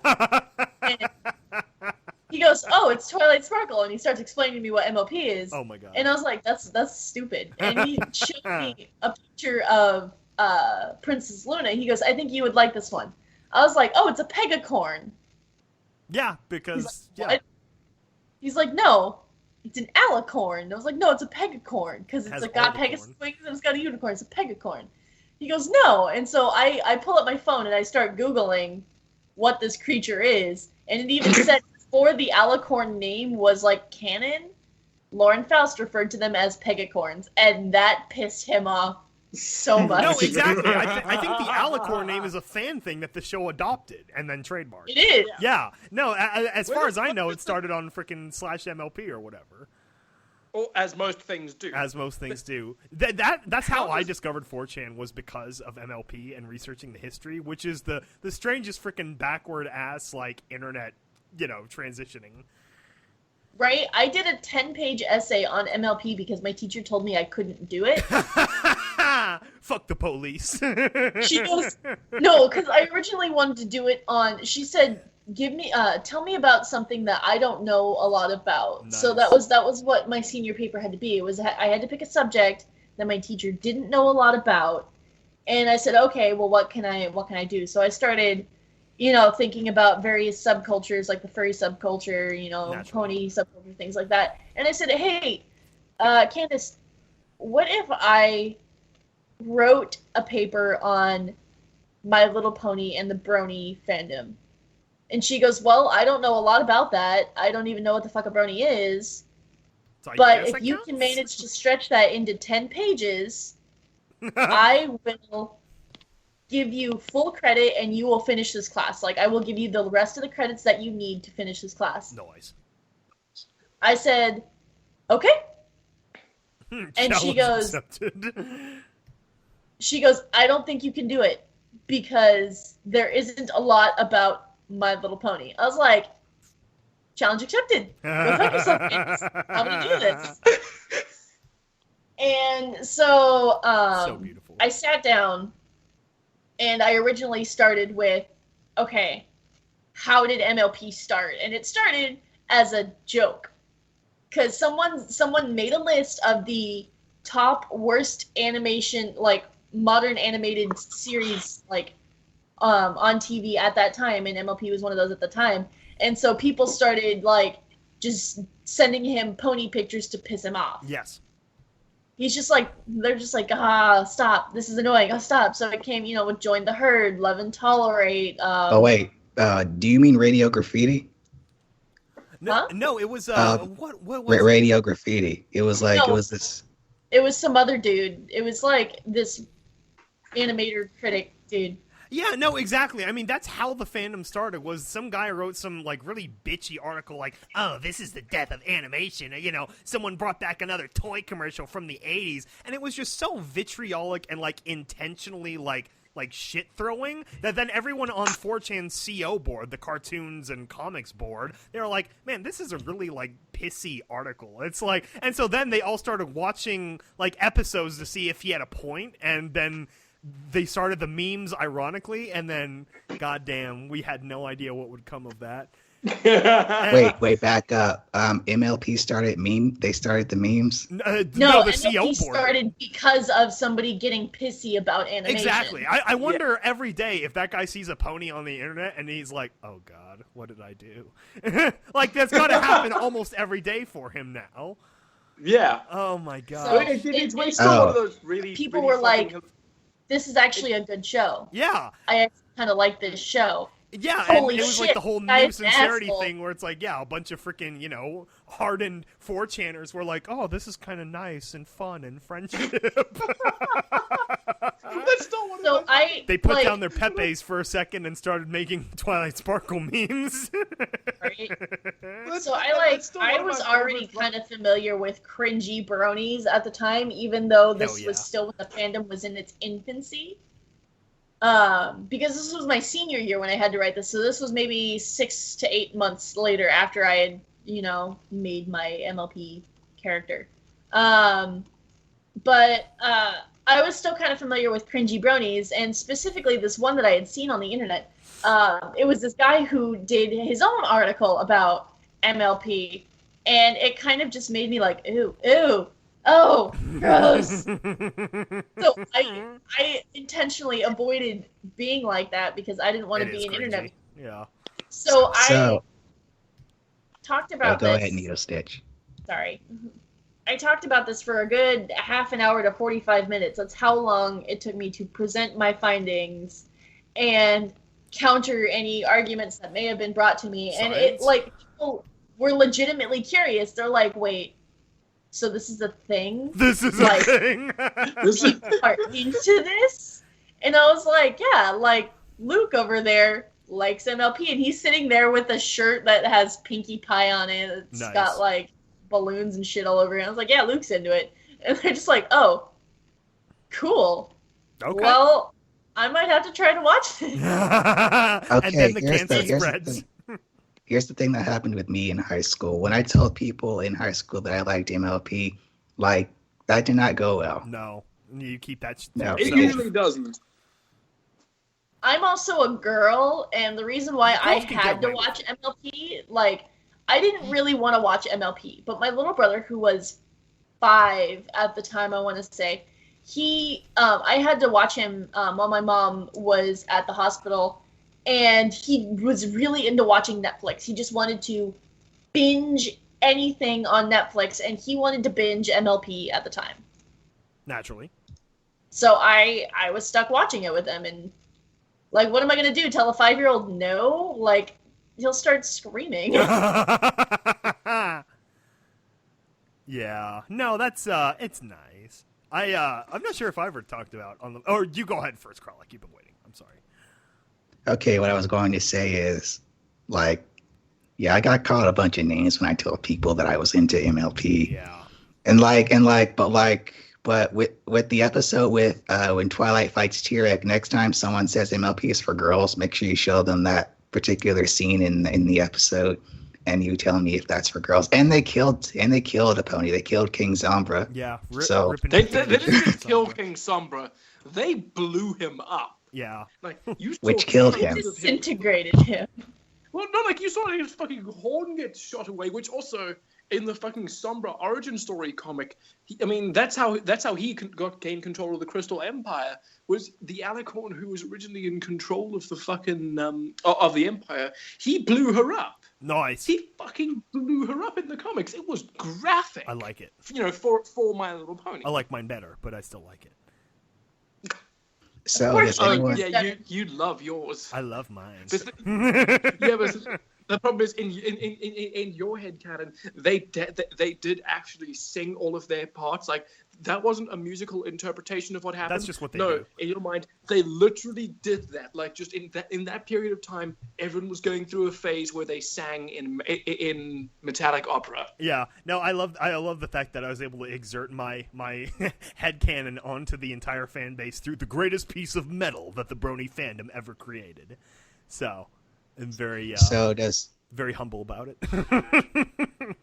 So does anyone remember the anti-bronies? Oh, they still exist. Yeah. It's just like it's become so ingrained in everything now that everyone's like stopped fighting. Basically, they finally learned the ultimate way to control trolling is you don't respond to them. You pretend they aren't there, and they go looking for attention elsewhere. I don't understand why people didn't get that. Is you just ignore them and they fuck off. Yeah, that's why I started doing drive-by responses, which is when I see trolling, I'd put in something equally or like multiplied in terms of inflammatoriness, and then I freaking drive away, and then I don't look back. So going back to confessions. We got really sidetracked. That was very sidetracked. But yeah, no, so it No, it was something like, obviously this is the continuation of now it's like all the global story elements are coming together, and so that's why it was really interesting how the timing of then we finally got to the offsite broadcasting studio we've been talking about for 2 years, because I knew in the back of my mind this was always going to be a small piece of it, but then there's all the subtext in Confessions of criticizing Stapletech, so then once we actually leave Stapletech, the episode comes out of them actually going to the new studio. It was very serendipitous. Good timing, Skyball. Yeah, good timing. it was very good timing, and so no, I'm excited, and episode 6 is being recorded now, and we've got all these plot points set up for the future that are going to continue to be unraveled as time goes on. So it's I hope I was really glad that everyone got like a really good surprise out of the ending. Like I try to keep things, all the parts moving. So even if you think you've guessed like the twists, that there's still something that might be thrown at you. So yeah, I'm doing my best. That twist ending caught me off guard, which made me feel like such shit because I was being such a snarky motherfucker as well. So obviously, huge spoilers about to come in. Yes. So when he threw his helmet at Armature, and Armature then gets up, I was sitting there. I'm playing The Witcher 3, listening to it at the same time, like, Skybolt, I'm disappointed in you. If I was writing this, I would have had him kill Armature. I mean, just from a narrative perspective, it's a far better option. Like, you've got a lot more that you can explore. I don't understand why you didn't take that course. I was being very high and mighty on myself as the story went on. And then, of course, it fucking hurt me with the reveal that Armature had been dead the whole time and Sansa was fucking insane. And Jesus, dear God in heaven, did I feel like an idiot. I'm really glad. Yeah, I had discussions with some of our patrons about that, too. And I saw one of the comments, too. Someone mentioned Spec Ops The Line, which I was very proud of that I was able to engender that reaction. Because... just because, it really is. He's just this horrible, tortured soul. Actually, the sort of seed of him as a military character comes from the sort of American Sniper and Survivor movies, like just sort of the lone SEAL having escaped, horrible circumstances and never really comes back, like sort of penultimate like PTSD story. And that's essentially what he is. He's like on this final mission, and the only thing keeping him alive is the fact that he can't find these people he wants to kill, because otherwise he wants to kill himself because he ended up killing his best friend. So it's this, just warm, touching ending that you've come to expect of the Confessions. That's also part of the... It's that nice reminder of the fact that, sometimes we get stories like with Green Shift where they didn't necessarily do anything wrong, just something really shitty happened to them. Yes. But this and especially like this and Battered Blade stand out very specifically as stories which remind you that these are confessions. Yes. These are things these are terrible things that a lot of these ponies did terrible things in order to survive or make their way, which I think is quite a nice thing. A lot of these characters, especially, well, I mean, not a lot of these characters, but like, they were harder people, they were rougher people. Battered was just an outright bad person. Yes. She was a bad gal. Bad girl. You stop now. Oh, man. By the way, Skybolt, whatever happened to TikTok? What happened to it? That's a good question, isn't it? What's going to come of that? as they say. Stop asking that question. As they say in the Storyteller Fallout lore series, that is a story for another day. Yeah, I'm trying to think. What else did I want to talk about? Oh yeah, so then one of the big, like, their triumphant moments when they retake Outpost Zeta. There's that whole scene of the rail-based Gatling gun. So the whole setup for that was I was going through like a whole bunch of like I have this whole folder of just like pictures of ideas for Confessions, like plot points and like visuals and all this crap. And so I came across the old the railway artillery guns during some of the World Wars, and so I at first wanted to do something like that because trains became such a big feature of the episode. But then I was like, I just did the big artillery gun thing. I can't do that again. And so then I rolled out the frickin' we had this plane in. When did they roll it out? It was for Vietnam, so it was like the mid-'60s, called the Thunderbolt, the A-10 Warthog Thunderbolt 2, and it's this amazing plane. It's the tank killer, and it was had this amazing factory name too, or make name, which was Fairchild Republic, which is the coolest like weapons contractor name ever. I want to parody that somehow. Anyway, it had this new development of a new Gatling gun built into it. This 30 millimeter shells that just, fly at 4,000 rounds per second. So I'm like, you know what? I'm going to put one of those on a frickin' train car, and that's going to be the big conclusion, is all these raiders marching through a thin canyon getting just mowed down by this heavy Gatling gun. So, yeah, that was that scene.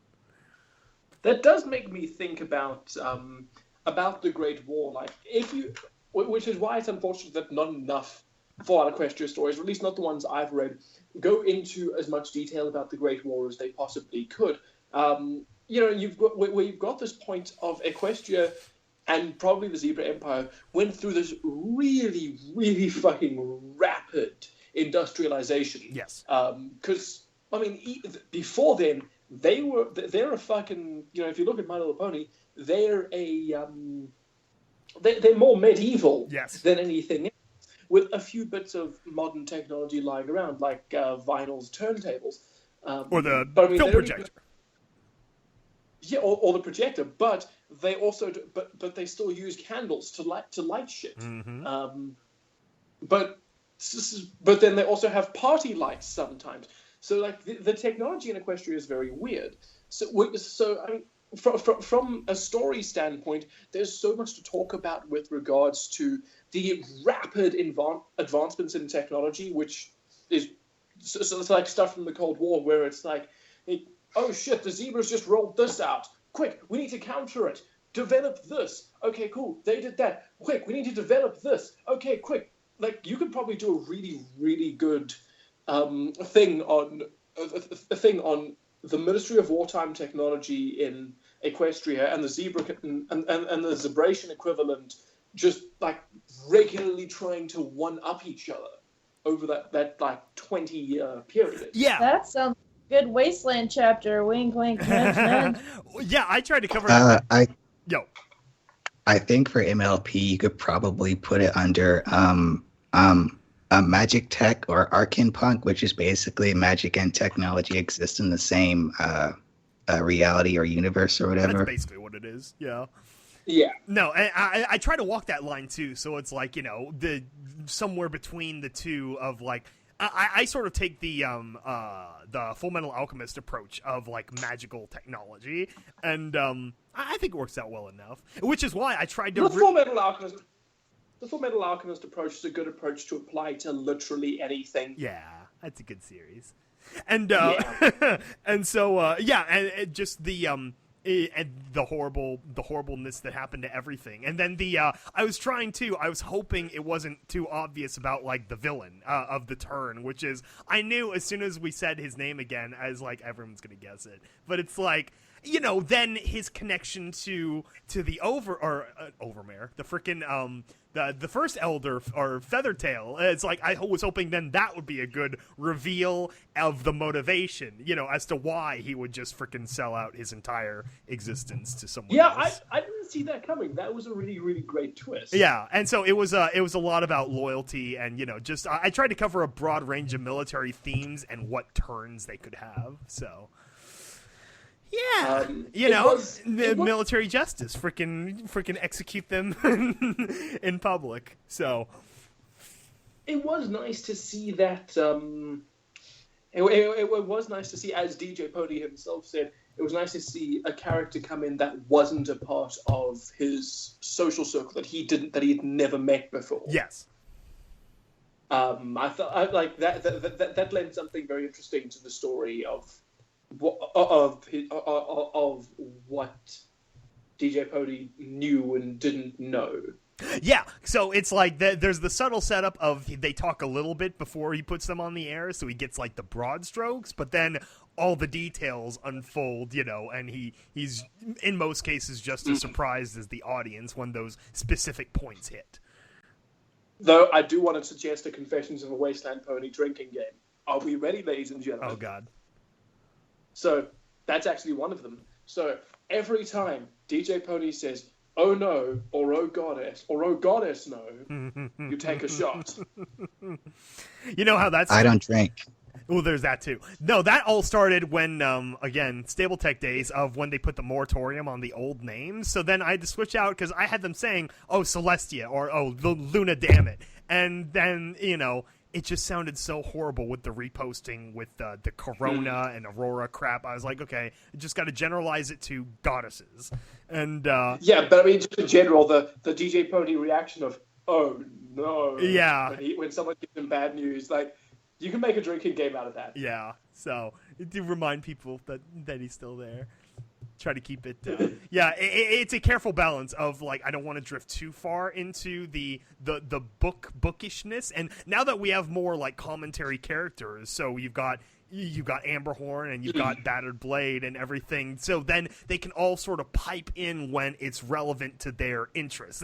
That's part of the reason why I wanted Battered for the episode, was because I'm now setting up the Great Arrow Raider clan, which is somewhat inspired by the Great Khans, but they're a much bigger threat than them, obviously.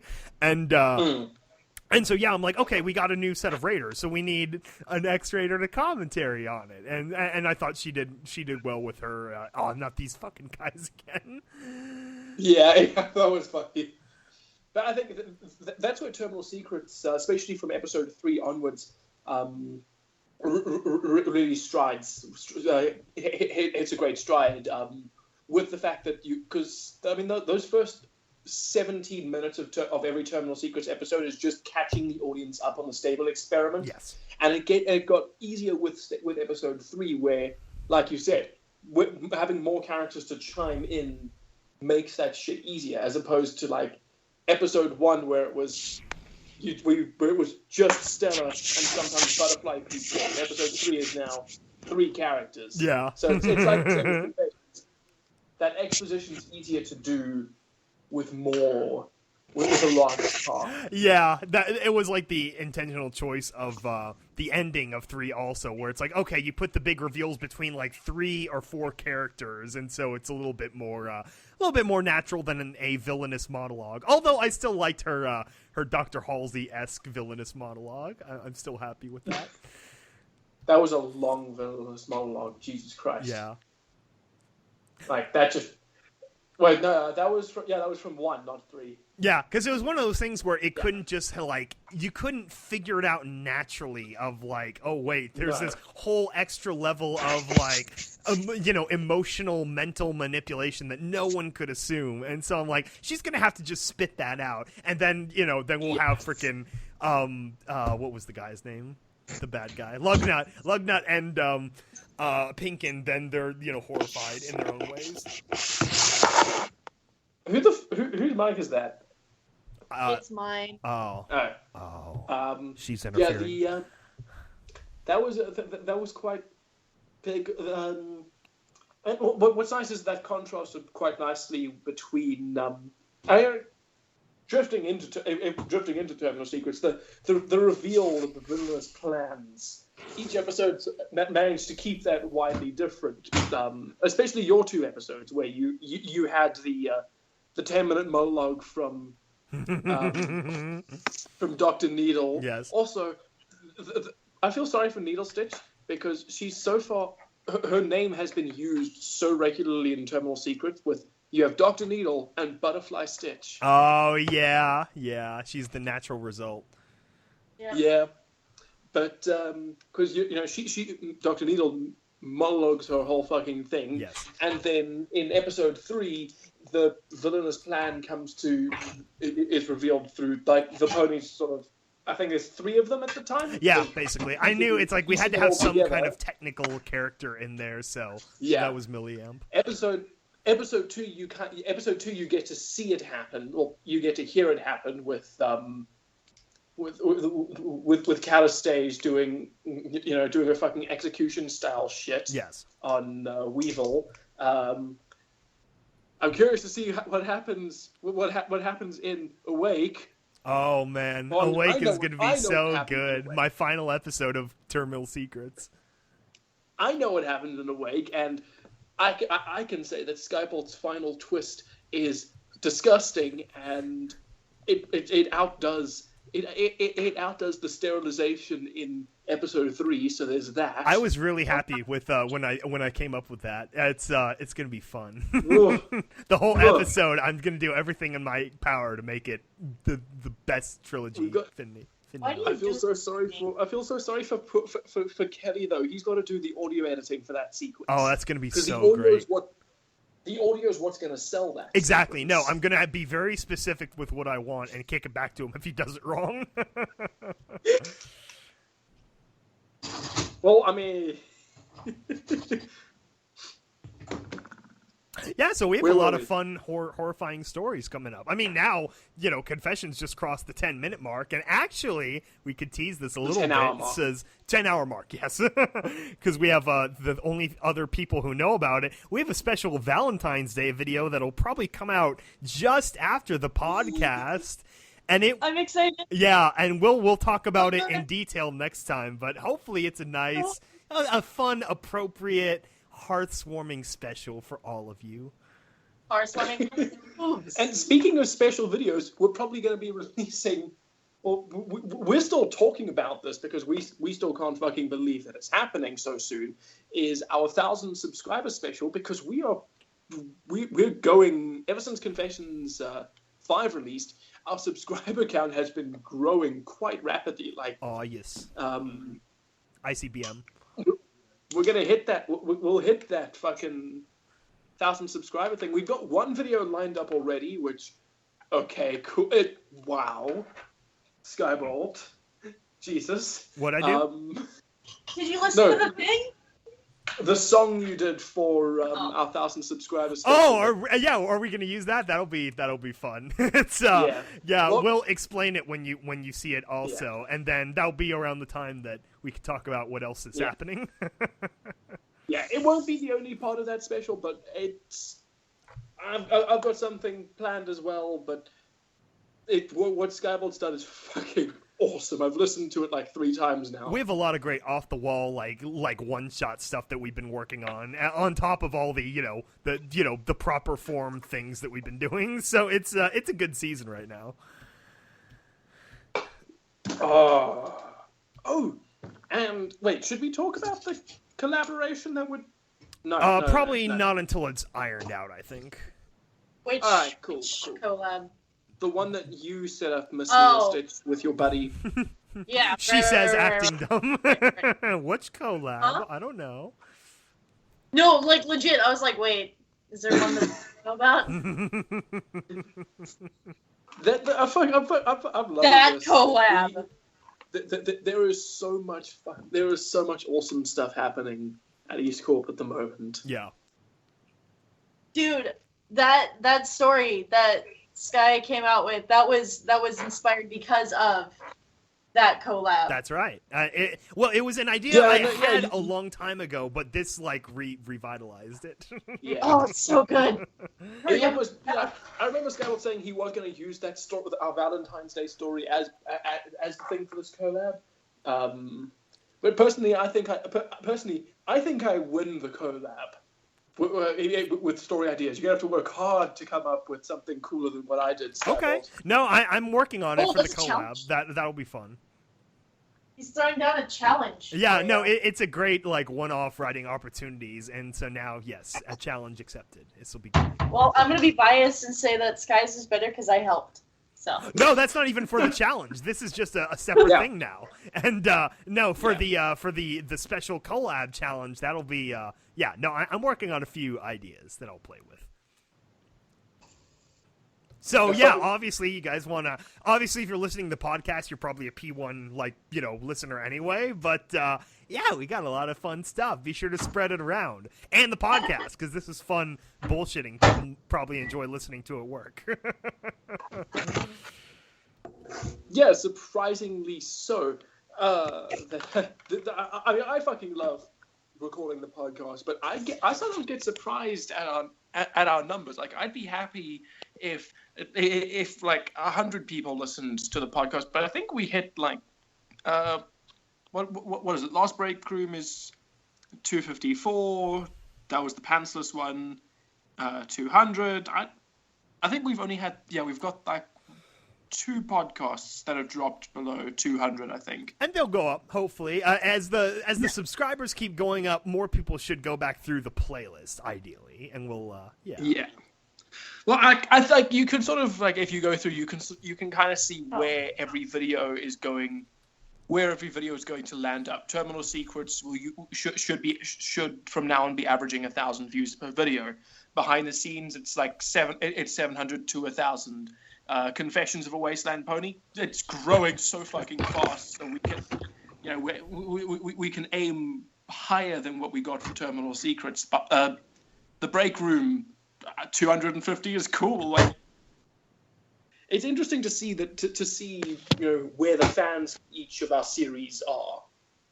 Yeah, it's all about like the broad levels of appeal and everything. So it's it'll be interesting. And as we keep going to, I always think of these things relative to the subscriber count. So it's like on my channel, I think of things like, what percentage of subscribers will watch it. Basically, it's always a variation, and some stuff you really don't expect as to how well it'll do unless it gets like shared around from various people. Cough, cough. Equestria Daily. Cough, cough. Yeah. Finally, hopefully they'll share freaking Confessions 5 now that they're done with their stupid advertisement. Hey, that was a great advertisement. Okay, the writer is a very handsome man. I still can't believe that they have to have an advertisement. It's like, it's like the end all be all of like pony fandom crap? I don't know.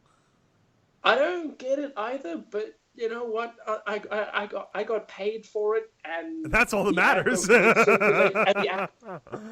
And the ad got great circulation, so I wasn't gonna complain. I guess so. Yeah, maybe they're advertising it for like new bronies. It'll start coming in with the movie. I guess that's something that still has a lot of veil over it. Like, what the hell is the movie going to be about? Yeah, that like it is going to be exactly about Fallout Equestria, and it's going to just destroy all of our canon. I'm hoping so.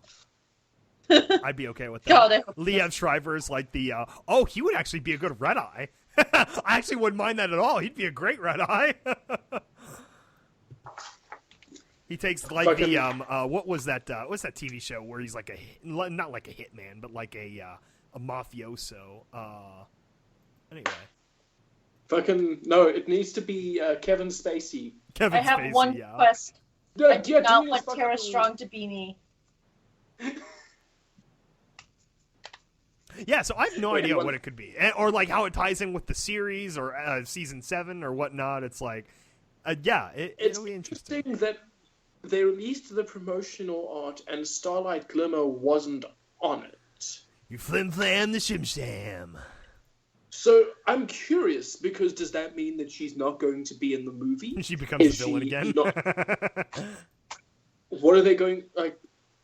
I'm curious to see what or are they going to do what they do with, the episodes that aren't about her and just not write her in and not explain why, or come up with like an offhanded explanation of like, well, the world's going to end. Yeah, but but the Starlight Glimmer can't be here to help us. I know she's one of the most powerful unicorns in the world, but, she's having her hooves done. Well, it's ironic because she sort of breathed new life into the series through her, ironically. Like, I remember when I first saw that episode, I was like, justifiably, like, pissed off because I was like, oh, freaking commies. But, no, it was like, I mean, she really did become the first real character in a long time, because it's like, there's no more progression for Applejack, Pinkie Pie, Rainbow Dash, Fluttershy. Rarity still has her moments because she's a burgeoning entrepreneur and she's growing her fashion empire, but that's about it. And then Twilight is evolving into the new Celestia, and Celestia's completely gone. She's just like freaking dead now. So I don't know. It's like she's the only real character in the series, so that's what you gravitate to. Well, I mean, I wouldn't. I'd be perfectly okay with them using the movie almost as a soft reboot, where what we have as the main six at the moment are shunted off as side characters, add in 5 brand new characters with Starlight acting as their head, and use that as. And keep the show running forward from there. So same universe, and you still have cameos from the original main 6. But like you said, I mean, their arcs are done. Applejack, fucking Applejack, I don't know what we've seen, so I'm just going to ignore her. But Fluttershy, we've seen Fluttershy grow and develop, and her arc is basically done. Rainbow Dash's arc is completely finished now. Rainbow Dash didn't have an arc. It's like, oh, you're going to be a Wonderbolt? It's like, I guess, but she's still a bitch. Yeah, no, she's still a bitch, but she's still a bitch. But the rest of the Wonderbolts are terrible people as well. They're terrible people together. Exactly. She found her place. Twilight's arc is done. Yeah. Their stories are finished now. Yeah. And Starlight Glimmer, look, they stumbled a bit. They depowered her. They made her so skittish and nervous, and it was really silly because she was way too similar to Sai-Twy in Legend of Everfree. And that's what killed that movie. Terrible movie. Yeah. But the fucking but which along but Starlight has a lot of potential moving forward. So maybe if they did that with the movie, or if they found a way to do that, I think it would breathe a lot of new life into the show. Just maybe not an all pony cast. Maybe you have a cast where you've got the unicorn, the Pegasus, the Earth Pony, add in a fucking Minotaur, add in a Griffin, add in a Zebra, have a fucking Centaur. We have had one Centaur in the show. No, you know what they need? It's the same as the Red versus Blue problem. Let frickin' a Glimmy or whatever hook up with someone. Wait, there was a already. Centaur in the show? Yeah, Tyrek. Tyrek was a Centaur. People keep forgetting that. Tyrek is he's the most forgettable villain, unfortunately. Yeah. Oh no, I don't consider Tyrek a centaur because he's not human. Like, his top half isn't human, it's ape. Yeah, but it's similar enough. It's similar enough that I canonized centaurs in East Corp lore, so Because he just wanted to do that. Yep. Yes. No, yes. No, I don't know. It's like that was what was so frustrating for me with the season 6 opener. It's like, okay, you brought back her long lost friend / whatever, and it's like all this history. It's like literally the driving force, but behind her becoming evil, like a la Anakin, basically. And I'm like, do something with it. Just anything. And I'm like, no, they're all going to be freaking old maids. Because why not? Spinsterism is in television. No one needs to have relationships with each other. We're all cold, distant entities. Ugh. Well, that's not entirely true. It's a personal gripe of mine. They did do the Trenderhoof episode. The what? You don't remember that episode? I actually didn't see all season 6. You're gonna have to describe this to me. I think that was from season 5. It was that one where that fucking hipster arrives and Rarity has a crush on him, but he has a crush on Applejack. Oh, that was terrible. Oh my gosh. That was a fucking terrible episode. Oh man. So that's the problem, is the way that the show has done a very bad job of tackling romances, which is annoying because maybe they just don't know. I don't know. I get that it's still a kids show, but it's like, okay, here's the black pill, is unfortunately kids are getting in relationships way, way early, so it's like having a little bit of positive guidance on that would be a good moral directive for the show. What people often forget is that My Little Pony has to have a moral, which is one of the things where people talk about ways they would rewrite the show to do this or that. They do need to bring that back a little bit, yeah. They forget about the fact that My Little Pony is an Aesop's series. It has to have a moral. That is the core that the show is built around, and that it has to be this. And it is technically, this guide on friendship and the nuances around it. And that's something where there are these things that are completely untouched.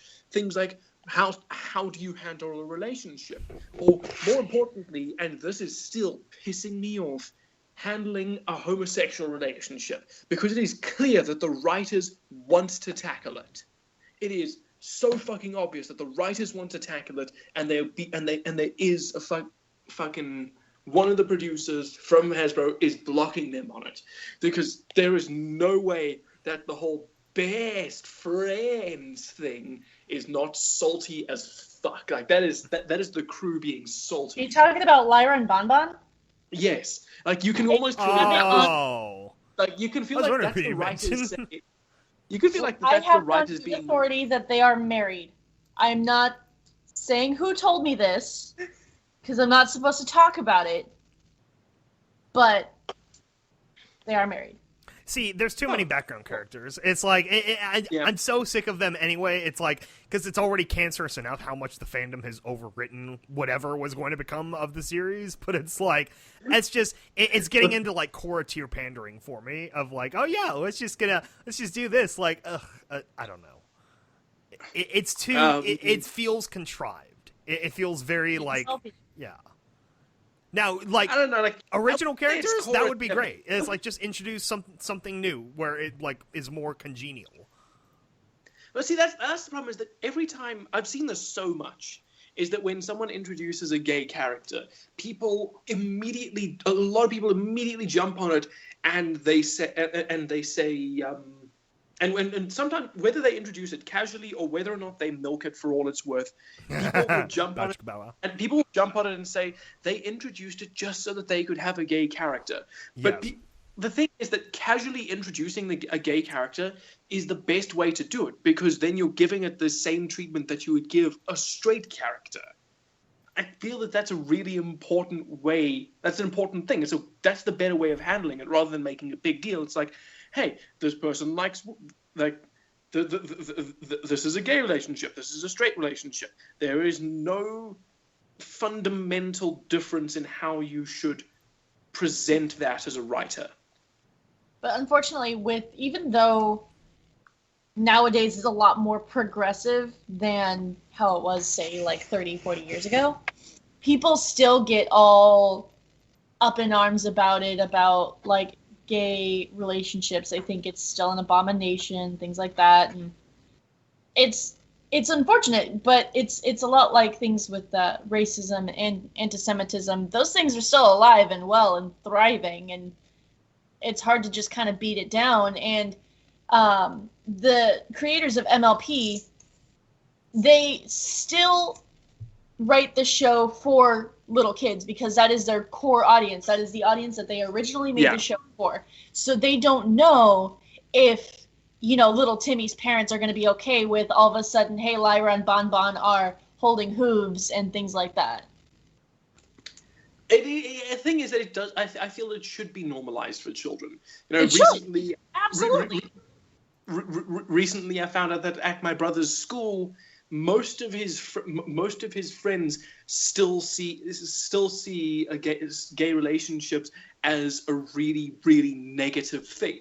He obviously doesn't give a shit, but a lot of his friends see it as this problematic thing. And yes, and it's like, and that is still a thing of. I'm not saying shove it down the kids' throats of being like, hey, you must respect this, da, da, da. Like, I'm just saying normalize it. Treat it like it's normal. Like, yes, it'll take time for people to get used to it, but you need someone to take the first step. See, I feel like we're already past that era, in the sense that, like, so many shows have have gone through with that anyway. It's like, now we can't do relationships at all. Now we're in this just weird place, just... Every show, it's like it just doesn't exist. It's like one big hodgepodge of, like, general friendship or like non-committal, flings. And so there's no love. It's like the only love that exists or is like established, like, oh, they're just married, like Shining and Cadence. Like if they actually develop them as like, oh, this is my brother and this is my, babysitter, and then that, like, they actually went through that progression, that would have been neat, at least. Because especially from a kid's perspective, that would be useful information of like, oh, your older brother has this nice lady that he hangs out with a lot, and then now him and the nice lady are going to be a mommy and daddy of their own. Or I don't know. It's just this is my too. criticism of modern television in general, and even movies. It's like I feel like a lot of these postmodernists, like really cynical people, were like, "Oh, it's another relationship of naturally they get together in the end." So now no writer will let that happen. There's no love, there's no progression or development, and so it's like that's the age we live in now, where everything is just cold and lifeless. I feel like that's a problem with society in general as well. Yeah, maybe it's just reflection. Building relationships with people. People would rather go on Tinder, swipe right or whatever the fuck it is, and, you know, meet up with the guy once, have drinks, and fuck, and that's it. Yeah. And it makes it difficult on people like me, personally, who would actually like to find a committed relationship with somebody. Yeah, I tried that cycle, but most too. people are just like, I want instant gratitude. It's like, no, I want to build a friendship with someone. I want to build a relationship with someone. I actually want to get to know this person on a personal level and not just a Facebook picture. Exactly. Like I when I was 18, I discovered that I was not able to do one-off relationships. That was how my first relationship started. Was I met this chick who happened to be a nymphomaniac, also happens to be American, by the way, who'd immigrated to South Africa. And nymphomania and American are not mutually exclusive. No, actually, I'd say the opposite is true. There's a lot of freaking prudes. But actually, like we knew each other for a week, and she was like, "Sweet, I'm gonna come to your house. By the way, I am on birth control." So I was like, "Okay, cool. So I'm gonna lose my virginity. Cool. It'll just be a one-time." Well, I mean, that is a great way to open. I mean, this sounds like a nice girl. Well, it wasn't the opening conversation. It was just dropped in there as a by the way. By the way. It's like, okay, then. that was... I wish I still had the fucking chat logs. Oh, but, you didn't save that? Oh, that's golden. No, when I went to a different phone, I didn't keep that. But the fucking... But you know... She came over. We did our thing. I thought, cool. It'll just be a one-time thing, or we'll just be friends with benefits or whatever. Because we were friends. We did get along. And I found myself completely incapable of doing that. I was like, no, I can't do this. I need to be attached. I need to have a relationship with this person. I can't do that. I have, I can't do one-night stands, or I can't do friends with benefits. So that became, so I discovered at a very early stage that was just impossible for me. Well, I think that's, if we want to get away from if we want to make it nerdy, are you guys ready for this? I'm going to drag in anthropology into the mix. It's like, on an evolutionary level, that's a great way to start a sentence, it makes sense that humans would tend to be monogamous, in my opinion. I'm not a scholar. I took one class in college, but this is my opinion because this is the internet. So, you think about it, is the way our brain cases are developed and everything is like you need to spend a lot of time with the child. It's not like a horse. Like, you look at a lot of animals, even mammals and stuff out there, that they frickin' drop out and they stand up and start walking, and then within like 2 months they're just a normal part of the herd. They're maybe smaller or whatever, but it's like it's not the case with humans because we have such, everything is focused on intelligence. You have babies that can't really do anything for a long time, and then it's not really until, let's say, most conservative case scenario, like teenagers, when they're capable of being on their own and self-sufficient and everything. That's 12, 15 years of, you have to develop them. You have to get them engaged with the society or whatever. And so it's like, it is ultimately better to have two parents in that situation. And you look at a lot of statistics, and it's like, it is better if you can end up that way. And it can work fine in different ways, too, but it's like, at least statistically, there's a good reason for forming long-lasting relationships. And I feel like society trying to fight that is communism, trying to fight human nature, which is, you can't do it. It's like, you either have to wait for it to evolve to that point, or you're going to lose in the long term. So that's my opinion. Right. I think long-lasting relationships. I believe that polygamous relationships are still possible, but I'm not a believer. That's great. That. That's hooking. That's just, you just keep hooking them up. It's like Voltron. I've always been. But I've always been. I do have to stipulate that still has to be a relationship. It's not a section of. It's not a group of friends with benefits. It's a group of people who all love each other or who all deeply care about each other. That still has to be a thing. That's the harem way of life. Yeah, I've always been curious about polyamorous relationships. Like, I've always thought, like, could I truly love multiple people at the same time? DJ Pony can love everyone out there. It's possible. It's human beings are built to love and nurture people, and in a evolutionary sense, since we're going to evolution, science portion of the podcast. Since we're going to science, in an evolutionary sense, human beings are meant to be able to build relationships with multiple people, because there's a reason why the saying is it takes a village to raise a child. Bigger groups of people, being able to have more people to be able to watch a child, to be able to teach a child, to be able to nurture a child. It's like family groups of monkeys, because we originally called them monkeys. If you cater to that theorem. I know a lot of people don't. Like, I recently accidentally got into a conversation with a creationist, and I didn't realize they were a creationist until they were laughing at me and calling me stupid. Oh.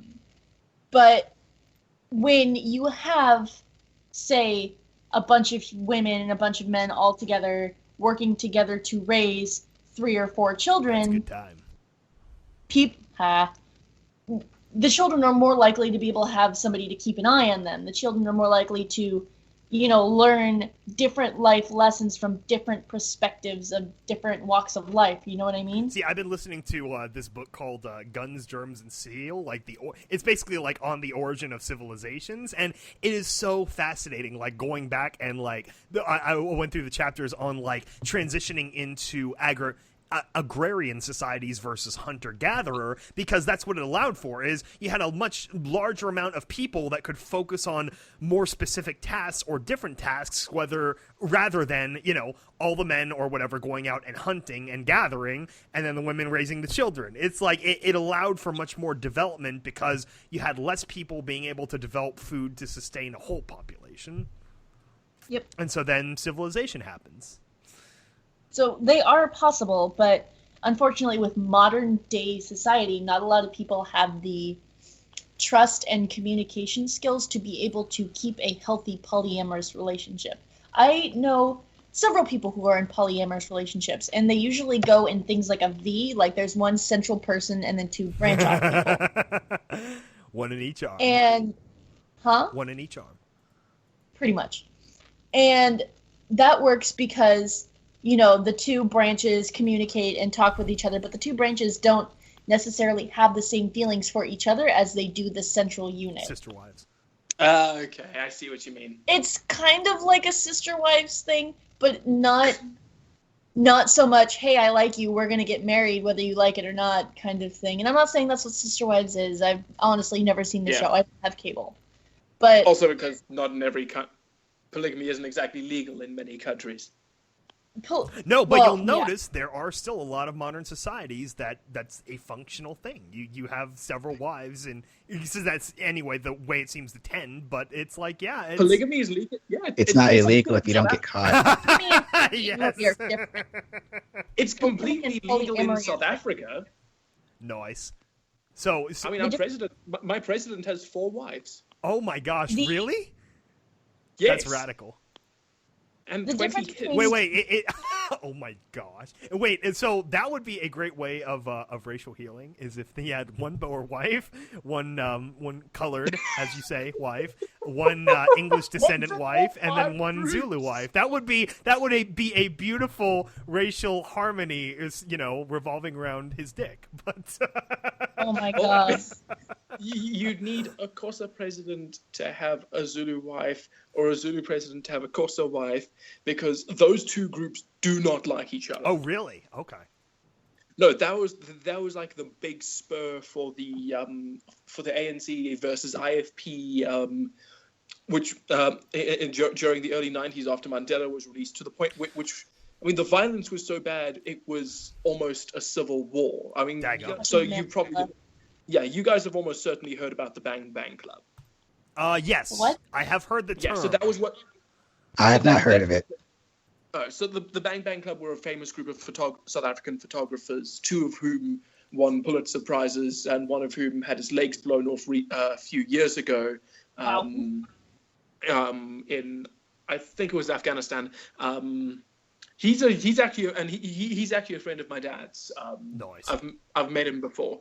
He has no legs. He's got the fucking he's got prosthetics now, but he can still ride a Harley. That guy is a badass. Just because you don't have a leg doesn't mean you can't ride a Harley. No, but Harleys are difficult to ride in general. They're difficult to balance. So when you've got fucking two prosthetic legs, that becomes really difficult.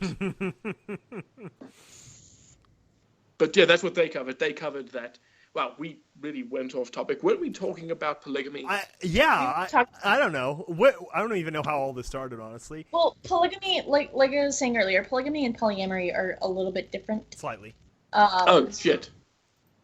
A little bit different. Should we bring it back how to different? horses?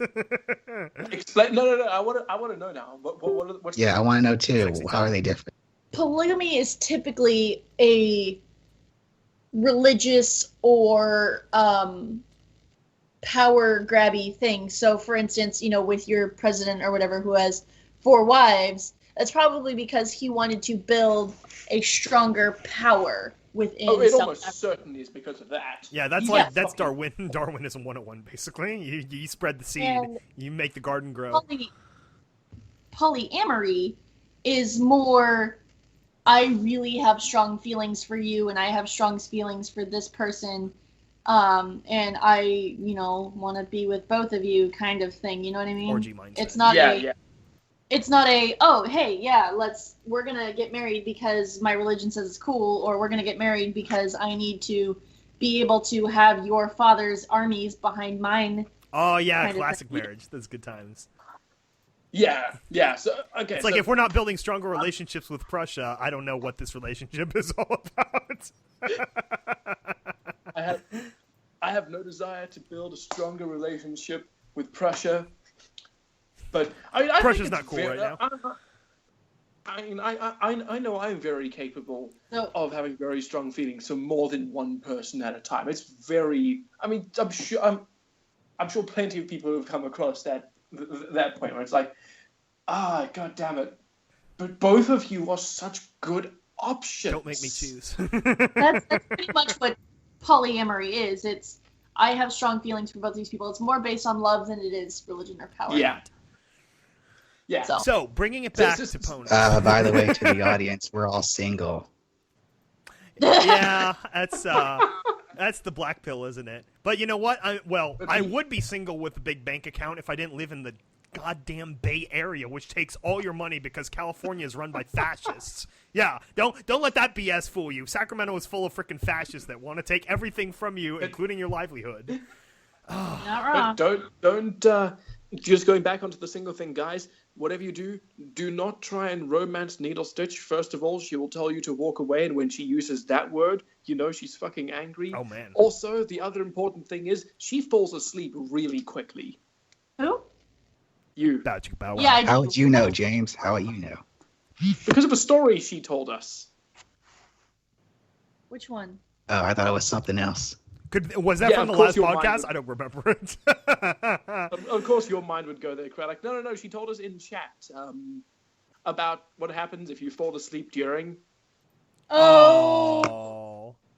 I don't fall asleep easily, but if they don't know what they're doing, I do. It usually only happens when I'm super exhausted. But I do, fun fact, I do actually fall asleep really easily. I can pretty much fall asleep anywhere. That is an awkward conversation now. And that's mostly because I have severe depression and anxiety, and those tend to keep me up at night, so I don't usually get a lot of sleep at night. So if I come upon an occasion where I am really tired and I happen to be nice and warm and mildly comfortable, I will fall asleep. Okay. I've done that at a friend of mine, the one that we're talking about doing a collab with.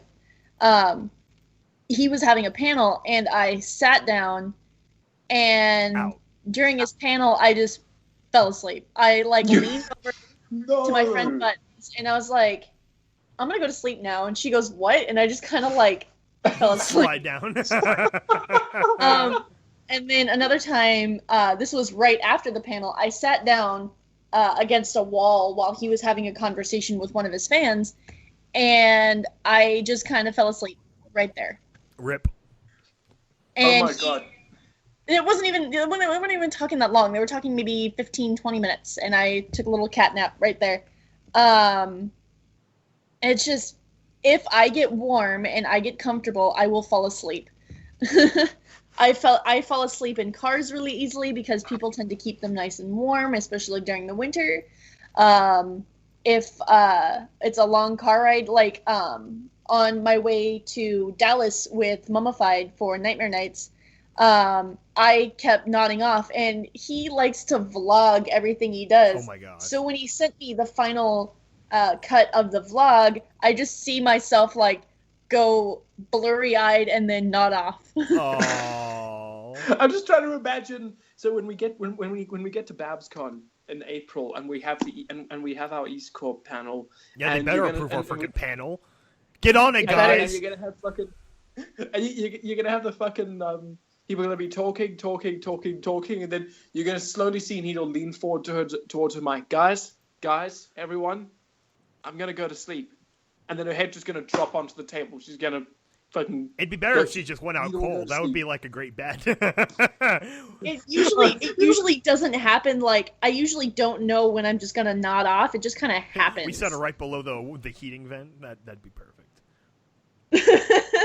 Just give me a blanket and I get nice and warm, and you'll just see my like. We'll put you'll one of those horse head masks on the back of her head, and that's her for the rest of the. Wait, what? One of those horse head masks. We just set it on top of you like a hat, and that's you for the rest of the panel. Yeah, we'll even paint it purple, and we'll give it "Come Hither" eyes. Since literally every iteration of your OC, because I've now seen two pictures of your I've now seen 2 pictures of your OC, and 1 picture of your OC's butt. And the 2 versions that have eyes have "Come Hither" eyes. I'm about to get another one for my birthday, because my birthday is coming up, and my friend Ardiel's like, I'm gonna draw you a picture of your horse, and I was like, yay, more horse pictures, because I don't get them often because I feel bad when I ask people to draw my OC, because I'm like, them money. I do give them money usually. Then you don't need to feel bad. I still feel bad exchange of goods. because I'm like, it is an exchange of goods, but at the same time, it's like, I know for a fact that artists are like, I'm so sick of drawing people's OCs. Ah. So I'm like, just don't draw my OC. Please draw my OC, but don't draw my OC. It's a weird love-hate.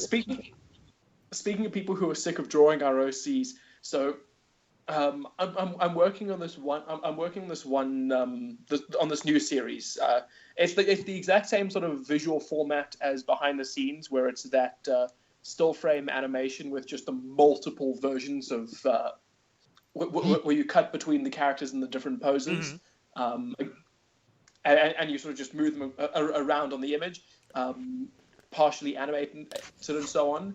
So we have Captain Horse doing the artwork for this, and I think he's drawn 200 pictures of me, of my I know he's drawn about, in total I think he's done about 400 zebras, because there's another dude who has a zebra OC on that. But I genuinely think after this he's going to be sick of OCs, because he has done several hundred. Yeah, and that's what happens. To be fair, we paid him for it, but after that point, I can imagine someone going to him like, "Hey, could you draw my OC?" You know, it is one of those things of, if you are successful enough to get a career in some kind of art, it does become less of an art to you. Like, you realize that in order to maintain it as a career, you have to just crank it out. It becomes a business, and you sometimes can lose part of that artistic magic, which is Which is why I'm somewhat happy being on the line I'm on right now. It's like, it's not professional. This is totally, it's totally just for fun. But you still make a few dollars off of it. I get my my checks from Frederator Nation for my YouTube views and such. And it's I actually that's just the had a line. conversation with Silver about this. Yeah. And he was saying, "Oh, well, if you get a career doing YouTube, you could do this all the time." And I was like, "That'd be great," but at the same time, I do it as a hobby. I do it because I have fun with it. I feel like if I had to do it as a job, I wouldn't enjoy it anymore. Like with my plushies, I enjoy making my plushies. I like having a few on occasion, but I feel like if I made it a job, I would go crazy. It's my outlet from my job. It's my relaxing after my job. See, that's same with me. I'd probably hate doing it after a while. I'm in that weird situation where this is my fucking job.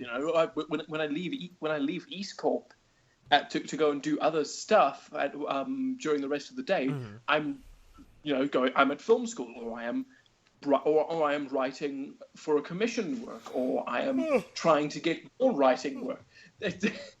My hobby is also the thing that pays my bills. And I don't have any hobbies beyond that. So eventually, one day, I'm sure I'm going to learn to hate this. See, that's why I'm ultimately. So far, there's still the excitement. I still read through every single comment I get. On that EQD ad, got a lot more comments than I'm usually used to, but I still read through all of them, and it was wonderful. Yeah, see, that's why I'm using all of this just horse fandom stuff to really be like a springboard to like test out a bunch of different artistic aspirations I've had over the years, and just see what sticks and see what becomes like. It's all practice. It's all testing. It's like, I want to be one of those people where, I can retire and just, crank out novels at my leisure and stuff like that. Like, I want to do proper novel writing soon, like within the next few years. And I've got a whole bunch of like, outlines and ideas and a whole sci-fi series of my own. But, yeah, especially with Confessions, I want to finish that first because I want it to bring it to proper completion, and for the fans, of course, and because it's just like, it's good practice in that sense too. So it's interesting taking a look at the different. It's interesting looking at the difference between how this sort of thing gets handled. With people who who are doing it as a hobby, and with people who are doing like myself. It's interesting to see the different kinds of the different outlooks on the work. Exactly. Yeah. Like, I'll still give the work my all, obviously. Like, I try my damnedest just because I want people to actually enjoy me being ditzy or enjoy me being Butterfly Stitch. But it's like, at the same time, I'm like, okay, we aren't currently getting enough views for me to be able to do this all the time.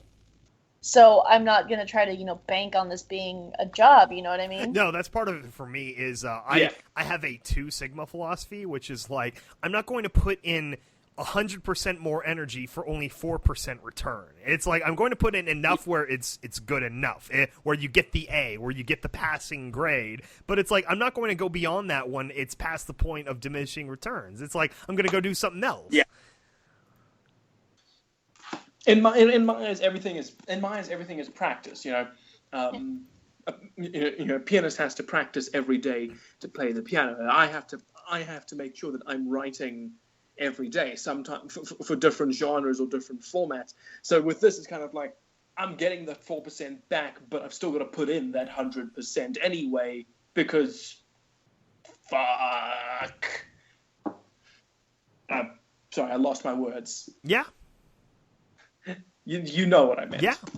No, it's different with job, especially at the beginnings, like when you're trying to break into a market. Then you have to go full like 6 Sigma and like really make it as perfect as possible to increase that last amount of chances that it's going to get noticed, and then you can have like a real proper launch into.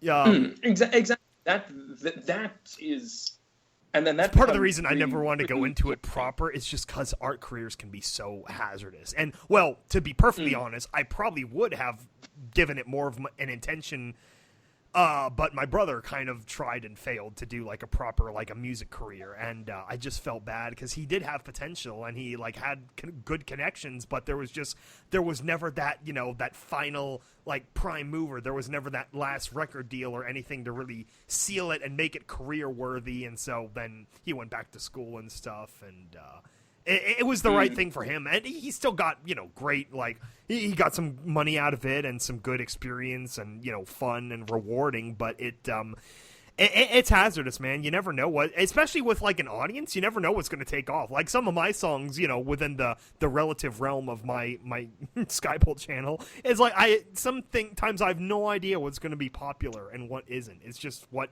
grabs on to people. Yeah, and trying to predict that is a fucking nightmare. It's like, almost its own skill, and I don't have that skill finely tuned. And trying to make a career off it is also really difficult, because then it's, you know, when you're just doing it as a hobby, then it's a thing of, well, I'm gonna work hard at this, and I really hope that we're able to set ourselves apart and stand up and distinguish ourselves from the many other voices on YouTube. When it's a career, it's like, oh God, I need this to succeed. This has to be good because I need to make a name for myself. And it's sort of like, okay, cool. I need this to get this amount of views. So because it's a horse thing. So if I go and take this, if I go and take this horse video to a bunch of people, to a bunch of people at an agency in South Africa, at a production house, and say, cool, here's my work, my directing, my writing jobs. It's got to have good. It's got to have been a successful video. Otherwise, they're not going to give a shit. They're going to turn you away. Yeah. So like the Corp stuff lets me practice on that thing, but then on the other ones where it's, you know, Confessions episode 4 length production times to try and budgets to try and put it together, and then there's me and the producer sitting there staring at it going, please work, please work, please work.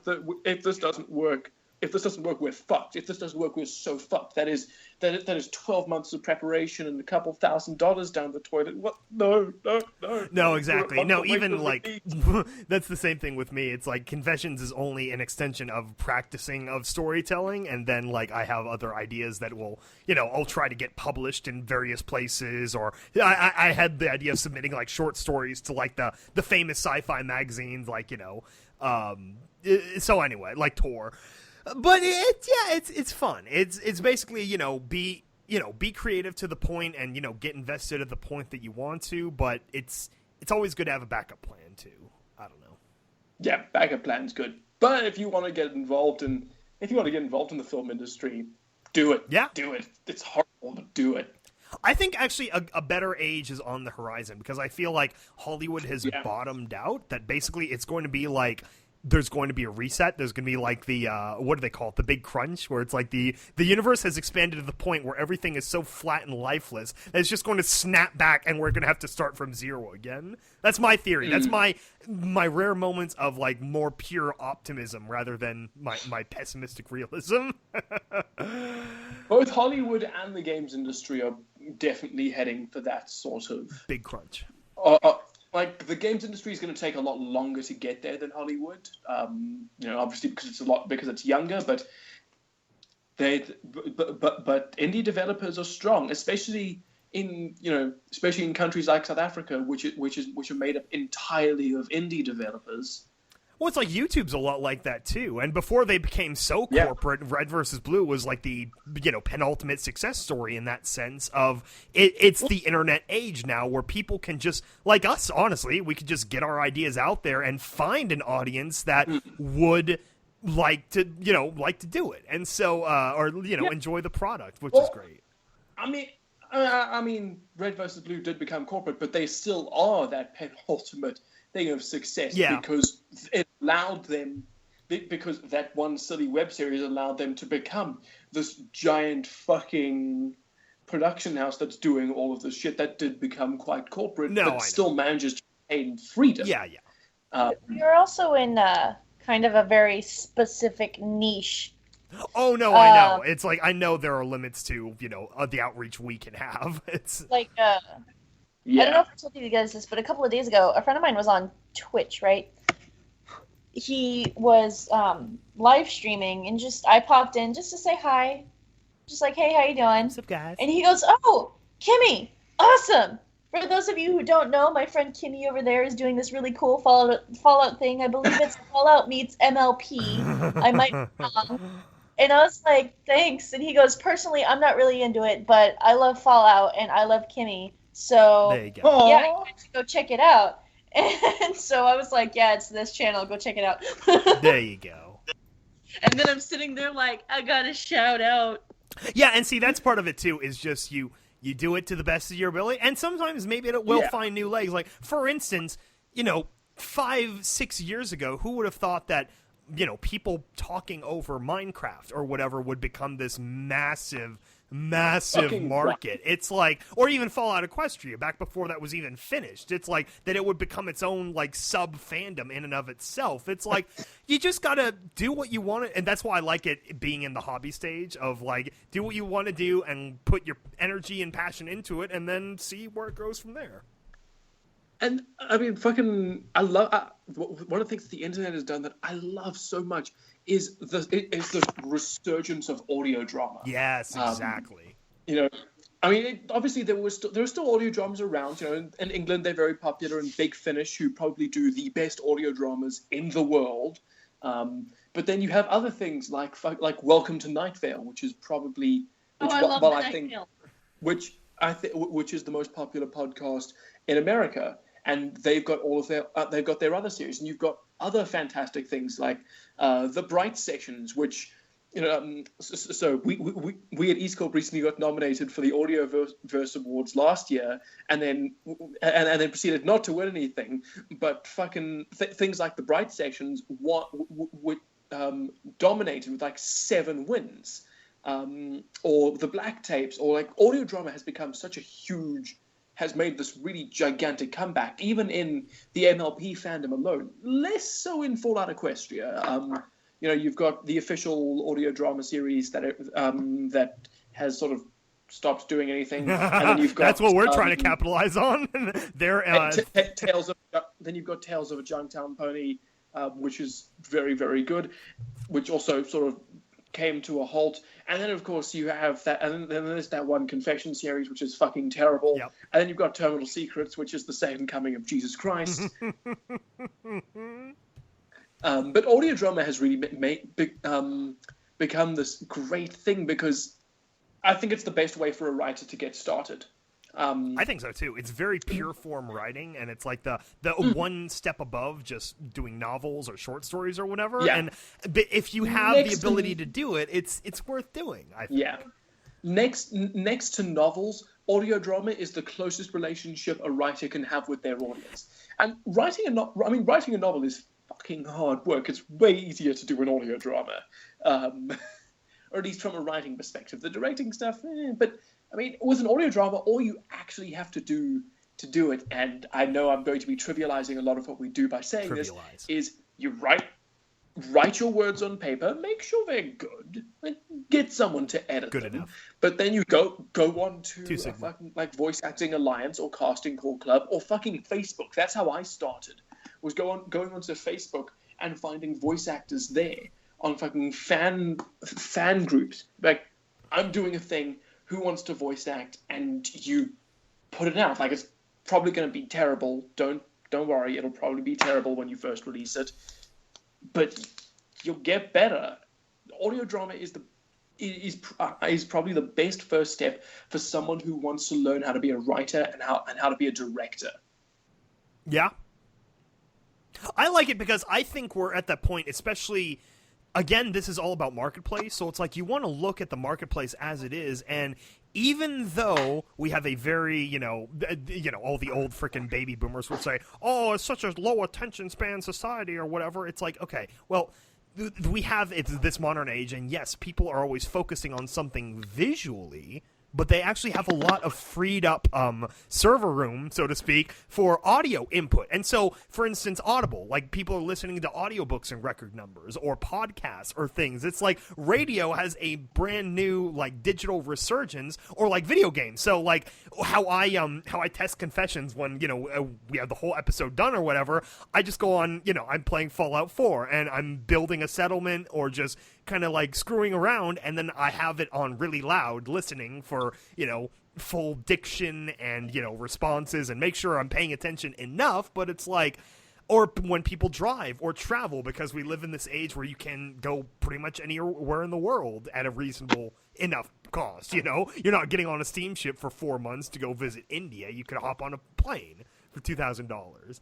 And, yeah, so I feel like it's the golden age. And, like, especially, like, you know, again, maybe it's not reading, you know, specifically, but it's like, if you're listening to A Tale of Two Cities on audiobook or whatever, it's like you're still getting the literary. It's like, the key is, you know, you're expanding your vocabulary, your ideas, your, you know, your experiences. It's like, whether or not you actually physically read text is not necessarily important. It's like, it's important to the sense that you don't want people to lose the skill, but it's like, come on, you know, at some point, and I think it's already happening, where they're like, we're actually catching up to the modern world. It's not just the old people, you know, oh, you know, the goofy-ass new generation. At work, or at least, well, my current job, 6 more days and I'm done with it. Woo! I'm excited. Yay! They seem to think that I have a problem with people, which I don't. So they tend to keep me in the back doing dishes.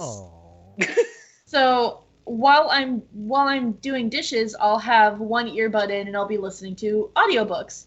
Or like whenever one of our new chapters releases, I'll be sitting in the back listening to that. And it just kind of gives me a chance to like zone out and just do a bunch of dishes. Exactly. And I end up getting them done really quickly. And so I'll go back and I'm like, I'm done. What do you want me to do? Yeah. And they're like, what do you mean you're done? That entire place was full. And I was like, I'm done. Mm-hmm. You've only been back there for an hour. I need something to do. Just give me something to do. Like the majority of my life, is being zoned out. Yeah. Yeah. Or like when I'm sewing, like right now I'm sewing and I'm just listening to you guys talk, hence why I'm not doing much. When you're a participant but also a listener of the podcast. Right? So like I'll chime in when something is relevant to me or when I have something relevant to the conversation. But mostly I'm just sitting here just enjoying you guys talking because I really like the sound. James and I are just pressure valves that always have something to say, and the podcast gives us a chance to actually say it. I've known you long enough, Skybolt, to know that you always have something to say.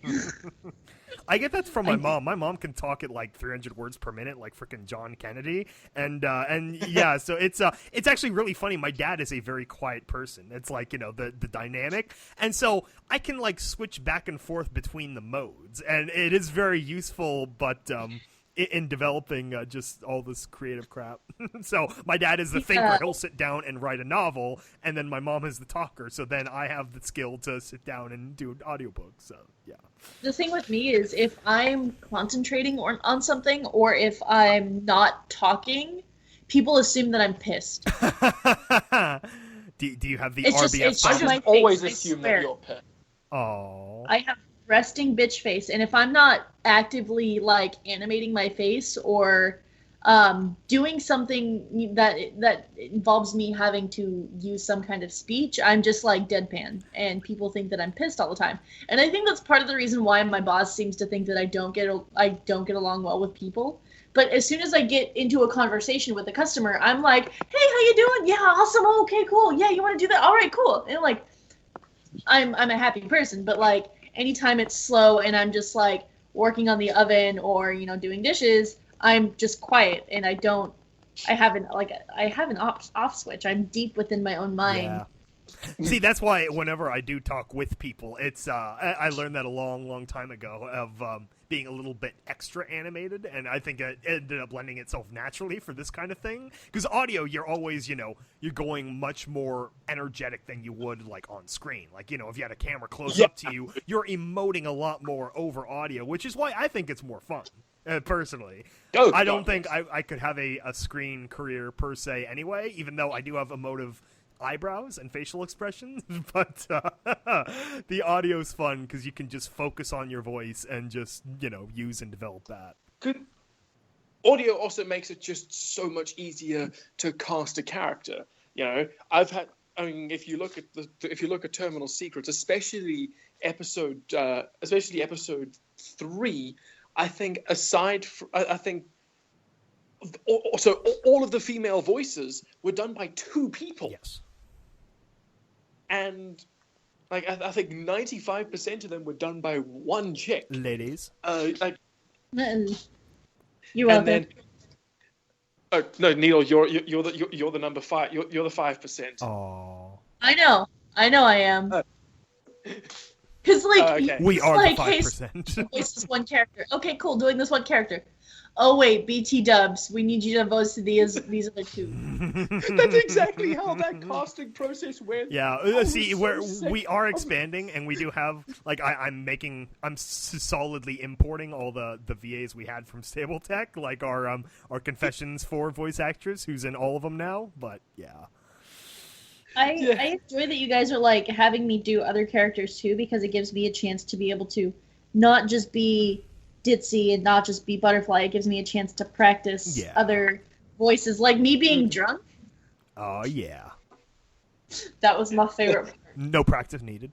No, it's no practice needed. I actually did take a couple of shots for that one. No, it's great, and that's another core philosophy of we want to make sure everyone here is involved to the point of they're seeing their work come to screen or audio or whatever. It's like that was always the most sad part of the visual artists of Stable Tech is just they never got to see their stuff hit the light of day, and it makes me feel bad because you put in all this work and effort and no one ever really sees it. You never get that response and that payoff, and that's one thing we always try to take very good stock of, that everyone's getting their payoffs, their results. Which is why for behind the scenes, which is really art heavy. I finished the script for episode 1 was finished this morning, but I've made a point of not ordering new art from the artists up until this point because of that Stable Tech thing, because of that thing of, at this point I cannot guarantee that if you do this work for me that it will come out, so I'm not going to ask you to do this work. You can, but it is done now. Sad reaction. So now I can go to the artists and be like, hey, as soon as you're done with Skyvault stuff, I need you. And I'm going to slowly wrap myself around them, specifically Kralak, because he's our model artist. Yeah, and we'll have the wallpapers from Confessions up soon. It's just waiting for the damn EQD to post it, basically. We want to make sure everyone who knows it has heard it first, then we'll have all that art out there. Also, if Confessions episode 5 has not hit Equestria Daily by the time this podcast comes out, and you are amazingly still listening to this podcast, please email them. Yeah, bug them. Please email Equestria Daily and just be like, hey, this is a cool thing. You should post it, because it's weird that they haven't... Because Terminal Secrets got a feature. Confessions always gets a feature. Yeah. So it's weird that they haven't posted this up yet. Wasteland got a feature. That's right, it did. Well, no, Wasteland didn't get a feature. Wasteland got a it did. roundup. It did. Oh yes, it did. It did. I think it was the horse, or not the horse warming. It was the one after that, right? Mm. Yep. Yeah.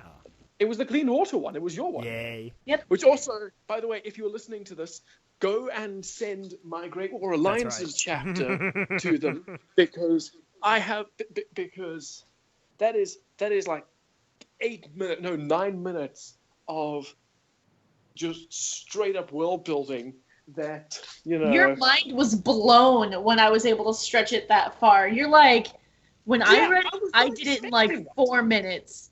Yeah. But you did it in like 8. Yeah, I read it and it was like, it was going to be a 5-minute script. And I was afraid that I was going to run under time. that Skybolt typically turns in longer scripts than me on, as Confessions and Terminal Secrets can show. But in Wasteland Survival Guide, he's determined to flip the script. So I was like, okay, cool. Well, I'll just add in this extra stuff. I went and did the fucking stuff with Shireland and the Shetland Isles, which I'm still fucking proud of. Like that.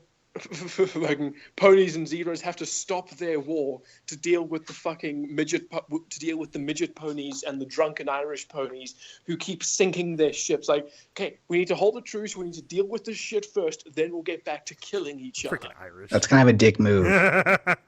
Yeah, but the best part, but the funniest part of that is that as it says in the story, the zebras and ponies teamed up, tried to fight them, and still lost.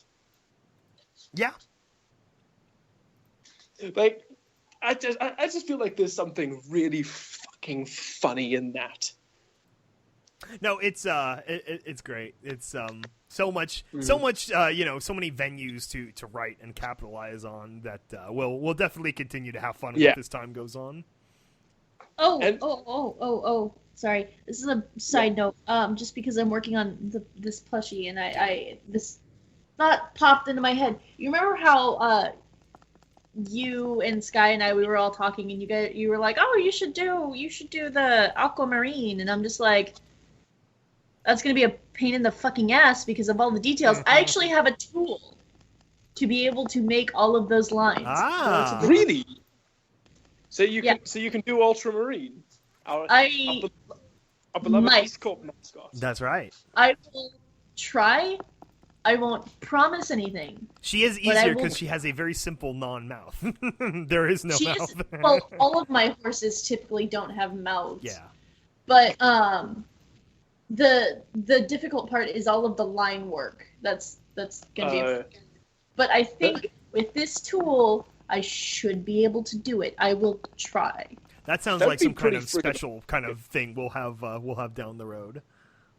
If we get an ultramarine plushie. I know, I would want that'd one. That'd be freaking adorable. You'd have to pay me for it.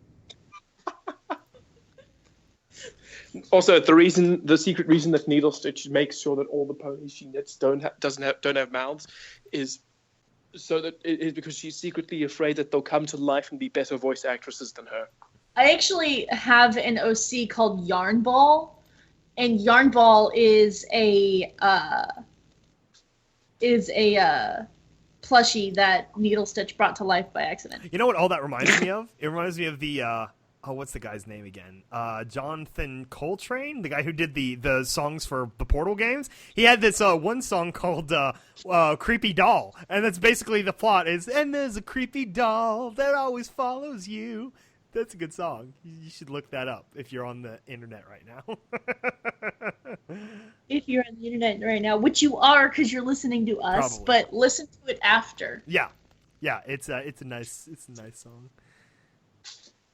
I actually listened to that on Halloween, and I thought it was like a good Halloween song. And my brother was like giving me side eye, like, "What the heck is this song?" He's very and so it was. I didn't know how to explain it. I'm like, well, there's this one game that I played, and it led me to this musician that I like now, and he wrote this song, which is sort of like a parody song, but also like a funny horror song. I don't know. It's so hard. Like, I've given up trying to explain anything to people. It's like, if they happen to stumble on it, then great. Then, they have a reference point. But it's like going from zero. It's like, it's not worth it. Just don't tell them anything. It's kind of like, if they need an explanation of what you do, just be like, hey, link in the description. There you go. Yeah, you're gonna give me views and coins in the bank if you want an explanation. That's funny. Exactly. Well, I mean, that's the big, as they say the first rule of screenwriting: show, don't tell. Just give them the link and be like, dude, it'll be faster and easier for both of us if you just watch it. Such as our Valentine's Day special coming up soon. I'm just going to title it something fun, and then people can figure it out from there, and then I'll put more details in the descripmission, but that'll be... It's so good! It's gonna be Hurry up and post it! It is definitely very fantastic. We'll probably have it up shortly after the podcast. Because this is the first of the... this is the first East Corp short. That's true, yeah. I don't think we've actually discussed this before. Well, now this will probably set up an annual thing wherever you have Farts and Who's Day. Now we got to have something extra special. So Skybolt now owns Hearts and Hooves Day, and oh god. So we now have traditions for Hearts and Hooves Day, Fallout Day, Hearthswarming, and Fallout Day. We have 3 traditions so far. Yep. I kind of feel like when we get to Christmas this year, we should have a Wasteland Survival Guide chapter for Hearthswarming Eve Part 2. Can I have Nightmare Nights? There you go. Yeah. Yes. Yeah, it's not too far because usually I put all my energy into the Fallout Day songs, which now we have a new music department, so I can feed energy into them and make them do more of the work. Yeah. Well, Needle and I have already got planned a Wasteland Survival Guide chapter for April 1st, and it's fucking awesome. Oh my gosh. Oh yeah. That is honestly. Yeah, that was. That's going to be fucking fantastic. But so essentially, to everyone who's the East Corp shorts are essentially it's short audio dramas. It's one shots. So not continuing stories like Terminal Secrets and Confessions. That I think they'll be like anyway. I don't think any of them will go past half an hour in length. They may or may not be canon, though. Who knows? You'll have to pay attention to all of them and watch them. You think judge. Not everything Weird East Corp do is canon. Things like behind the scenes definitely is not canon to East Corp lore. That would be really interesting. That'd be a very weird thing to make canon. Yeah.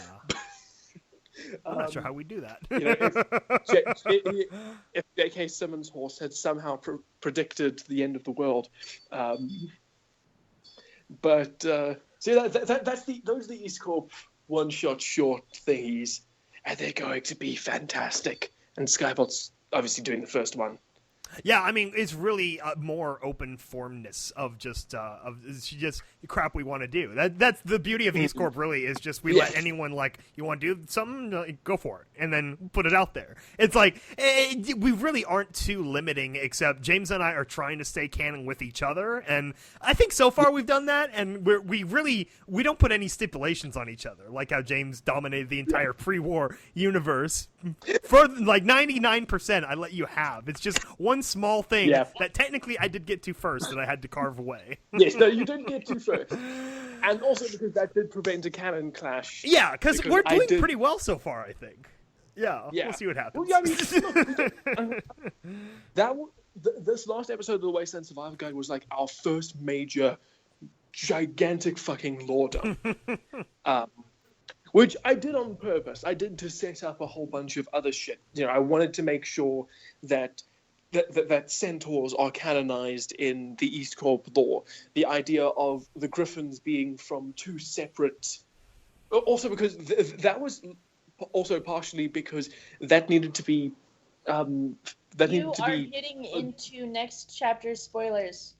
No. See, I'm not discussing that part, but it's more the... because... the Griffin, I'm trying not to do any spoilers, but the thing is, in MLP, you see Griffinstone as a monarchy. But in Fallout Equestria, when Gord proposes the idea of democracy and having a president and a parliament, she explains that this system was adopted from the Griffins. So that had to be... Before the Griffins descended into frickin' Ancapistan territory. my next chapter of Wasteland Survival Guide, which is not the next chapter coming up, it's the one... Yeah, we're going to go back and forth. There will be a James chapter and then a me chapter. So it's Skybolt chapter next, then my chapter, which is the Talons chapter, and that'll be finished. And that'll be fixing up that little lore problem over there. We have fun here at East Corp. We have a lot of fun, and I like too just doing the little pencil sketches for the Wasteland chapters. It's just nice. It's another nice little outlet. I really liked the one you did for the Great War. I thought that worked really nicely. Yeah, I was trying to think of something subtle and simple. I'm like, okay, it's literally alliances and combatants. So let's go with classical olive branch and arrow for war and peace. It's like, it's as classical as it gets. Yeah, I liked it. speaking of chapters, Sky, once I read the final chapter of yours, I'm going to need you to send me more. Yeah, I'll have to write more. I'm determined to finish Confession 7 in terms of writing, and then, 6 productions going on, too. So we'll, basically, yeah, as soon as we exhaust it, I'll catch you up. Okay. We are very, very busy at East Corp. Yeah, we're releasing the Wasteland Survival Guides roughly on a bi-weekly basis, so we're not going to make an absolutist promise, but that's more or less what's happening now. Yeah, as long as we want to keep it as a regular. Yeah. So that you know that if you come to East Corp on a regular basis, you will get content. You can be fed like little birdies. Yeah. We should actually try and alternate. We should try and alternate so that we do the podcast in week A and we do Wasteland Survival Guide in week B, so that we've got new content coming out every week. Theoretically speaking, that would be ideal, but yeah. But we can also do the Breakroom podcast whenever the fuck we want. That's basically where we're at right now. Yeah. Because Sky fucking records everything like a creeper. Yeah, well, part of it is, for me anyway, is that every once in a while I have a 3-day weekend, and so I usually get a lot of stuff done on said weekend because of, I have time, and so that's usually why everything is like staggered like that for me. No, I mean your computer records everything like a creeper. Oh, yeah, no, that's the software we use for the podcast. I think it was originally designed to, like, secretly spy on, like, kids or spouses, and so it records every Skype call from the second it starts calling to the second it stops, so... yeah, there's a lot of quote-unquote outtakes that we probably can never release for various reasons. Probably a good idea. Like, a large portion of the pre-podcast conversation, I feel, should not be released. We have to get all the craziness out first, and then we start the podcast proper. Well, I was walking the line at the beginning of the podcast. Yeah, screaming at the top of our lungs. What? So the beginning of the podcast is usually us screaming at the top of That also happens. our lungs. Well, so also, I think we need to give. I do that sometimes at work. I'll go into the. We have now got the longest episode of the podcast today. Oh yeah, have we crossed that line? I know we have to remove a few minutes at the beginning, but that's pretty long. We've broken 3 hours. That's true, but again, we've got the beginning. So okay, what is there any last minute subject we want to wrap with? What do you guys think?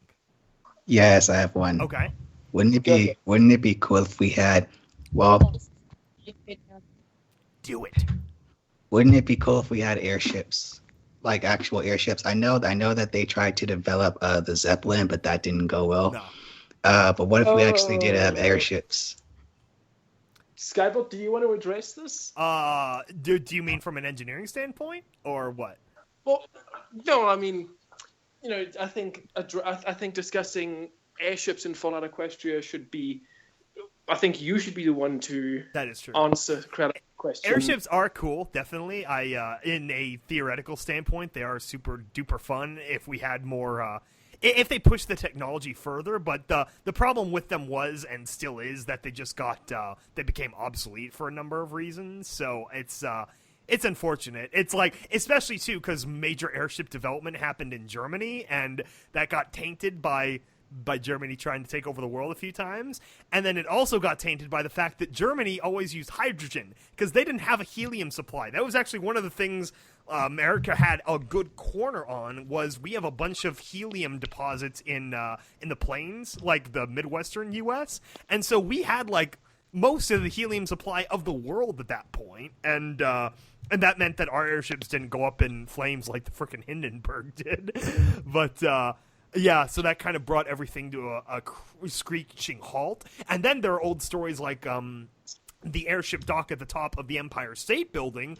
What happened there was the fact that so many winds came down from Canada that as soon as the airship would try to dock with, say, the Empire State Building, they would have a lot of problems of shakiness, and like it was literally putting the building and the ship at risk because of the winds. So that's what happened there. Like, if they ever wanted to do a proper, like, a sky dock, you know, for airships in the future, they'd have to put it someplace where there's very little wind.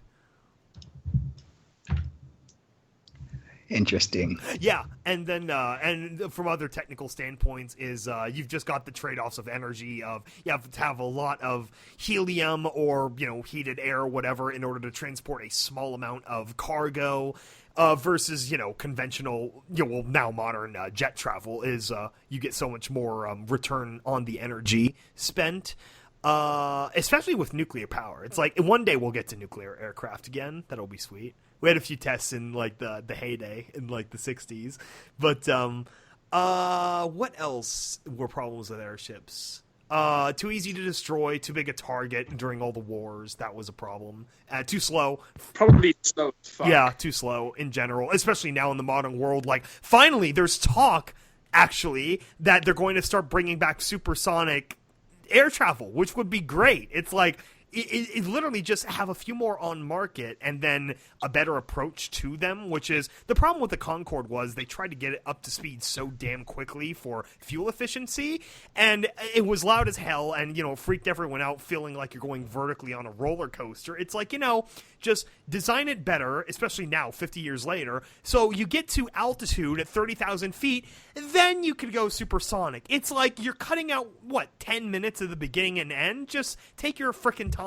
I feel like, you know, with better global marketing conditions, that would, again, unite the world so much better, because then you're crossing the Atlantic or Pacific in 3 to 5 hours rather than 15. So, I don't know. That's what I want to see.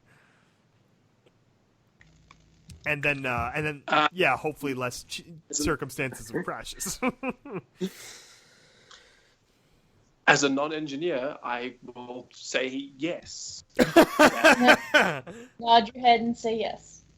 Sorry, you end up thinking about this a lot, especially like I was an aerospace like sub-major specialty, so it's I did a lot of research into this. Oh God, Skyvault, you must love Miyazaki films. Oh yes, no, my favorite Miyazaki by far is Castle in the Sky, because I love all that like. Really? I assumed your favorite would be The Wind Rises. It's literally about an engineer. I don't think I've heard of that one. Steam Boy was good. I'm not sure if that was Miyazaki though. Seriously? So the Wind Rises was Miyazaki's last film, and it was about the dude who designed the planes that bombed Pearl Harbor. Oh, okay. Then. And the way the story is, the story's not framed about him hating America or wanting to bomb Pearl Harbor or anything. The story's about a guy who wants to be the best at his job, who wants to make planes that are better than the last planes he makes. He wants to make the best planes in the world. He wants to push the limits. The Zeros did have a lot of advantages over what was the Navy craft at the time? I forget. So it's a really great movie from that perspective, because you get to see this guy who has this passion for his job, specifically engineering. You get to see him, you know, in Japan, and they go to Germany and they see the advancements that they make in planes there, and they do address the fact that his planes were used to bomb Pearl Harbor. Nice. And it is quite a real moment. But well, it's like, for the most part, that's the other thing. It doesn't focus on. All technology is going to be used for evil at one point or another. It's like, I feel like people focusing on that kind of stuff always does a disservice to it. It's like, you look at nuclear medicine. It's like, if we didn't have nuclear medicine, the greatest thing that kills people around the world, cancer, we'd have no, you know, straightforward treatment for it or way to detect it. It's like, I mean, I don't know. People go too far with something. Exactly. I mean, it'd be like if you looked at death by car statistics and be like, see, this is why we need to keep horses. Horses run down people a lot less than these auto carriages. So we need to stop the auto carriages right away. This is like every time, coming back to now, every time people bitch about like automatic cars or like, you know, automatic food service, I'm like, it always comes full circle. You're going to have someone to build the robot cars or the assembly lines. It's like new technology always replaces the old. This is like if back in the frickin', you know, 8th millennium BC, they're like, I don't know if we should do this farming thing. Look at all these hunters that would be out of work because they don't need to hunt because you're you know, taking grass from the fields instead. It's like, It's so stupid. It's all neo-Ludditism, and it's like nothing of benefit can come from it. It's like until we invent a technology that actually could destroy all of human civilization, like a black hole device, like the Large Hadron Collider they said it would be, it's like it's really not a problem. There's always a better use that comes from the technology. Well, Don't nuclear weapons count as something that could wipe out humanity? I don't count them, really. It's like, even if you launch all the nukes in the world, life finds a way. And especially the fact that even at the peak of the Cold War, they never pushed for development of cobalt bombs, which actually would be like possibly civilization ending, because that would blanket a permanent, or not permanent, but like a 5 to 10 month amount of fallout in the air from the cobalt elements and the strontium. But again, you would evolve. I mean, probably we'd have like a generation or two of people that would be like, half lifespan, and they'd be a lot of mutations and stuff. But then we would slowly evolve past it, and then probably it'd be like the time machine thing, where you'd have new people sprout off. You'd have the underground race or some kind of new. It would be different, but I still don't think it's just like, oh, okay, because the old ass freaking Russian Chernobyl reactors had a problem, we need to stop nuclear power. I'm like, you realize if we didn't stop nuclear power in the freaking 70s, we wouldn't have 50 years of hydrocarbons getting kicked up in the atmosphere, causing all this global warming. It's like that. Even one of the founders of Greenpeace agreed. He's like, the biggest mistake of my life was fighting against nuclear power. It's like this solved the problem. Nuclear power. It doesn't. Am I right in saying it doesn't affect the environment negatively? Well, here's the thing: yes, it does create radioactive waste. But for all of the waste that gets created, it's like you look. There was a great XKCD comic about this, where the amount of joules per kilogram is so insanely high for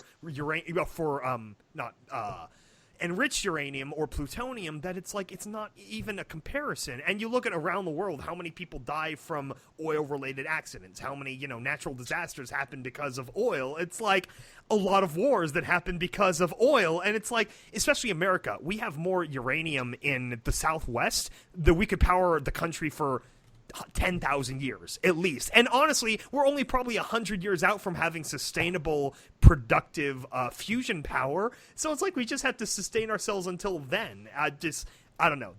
I don't mean to get too political, but this has always been a sore spot for me. It's like, I know Fallout is very like parody and mematic like approach to things, but it's like there were a lot of realistic reasons for the way this could have developed. Mm-hmm. Well, I mean, Fallout is meant to be. Fallout is it's Fallout, which people keep forgetting, and I have to keep reminding people, is a parody. It's a parody, satire. yes. It's a black comedy. Yes. So many people treat Fallout like a drama. God damn it. What even timeline are we in anymore? Comedy. Well, it's like California. It's like, oh, let's shut off the nuclear reactors. It's like, don't those power like a third of the state? Yes, so we need to shut them off. It's like, okay, what are we replacing them with? More solar panels. It's like, no, we like, even California, there's not enough sunlight that can replace the load, in the grid in pure megawatt hours. There's not enough. It's like, and these are 50-year-old things. Like, if you look over in Tennessee, the TVA, Tennessee Valley Authority, are building brand new, are they just standard pressurized boilers, I think. And it's like, again, modern technology, modern safety protocols. It's why the United States runs 120 nuclear reactors, I think, in the Navy, and we've had very few problems with them because of the standards set across by Admiral, not Hickam, Admiral, damn it, what's his name? Father of nuclear. Admiral Akbar. Admiral Akbar, absolutely. Anyway, so it's like, it can be done well. I actually think that's something we should do, is we reinvent the Department of Energy, we set up a whole new grid of nuclear power plants run by Navy personnel, because they've been doing it for decades. Anyway, that's my end rant. I'll get off the soapbox now. We can go end with horses or whatever. Just a reminder to everyone listening to this podcast: this entire podcast was recorded completely naked. Absolutely, yes. No, this is fully naked podcast, and it's naked in opinions and humor and everything. We can thank Vermont's questionable profile pictures for that. Oh my what god! What level of nudity he's going to be on display today? Yeah, Vermont and his questionable profile pictures. Darn, next time I'll just stand there completely naked. I mean, you've already seen a fair amount of my dick as it is. Just whip it out. Yeah, I'm just gonna whip it out. Oh my god! Please don't. We're all cool with that? Cool. No, I'm not. I'm hearing a yes not from Needle. consensual. I second that motion.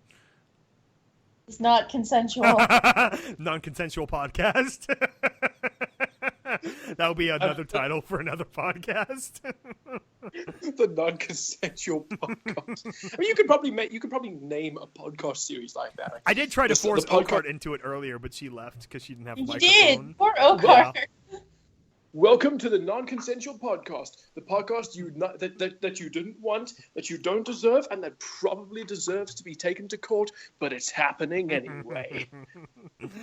They can What be a happens spin-off. when I work with only men? I know. Yeah. See, that's another reason I was trying to get her in here. Well, yeah. So if you're also a talented female artist of some kind, you're welcome to join us. We actually do want more women. It's just, it's. No, don't hire more women. I'll be out of a job. You won't need me anymore. No, absolutely, we need you.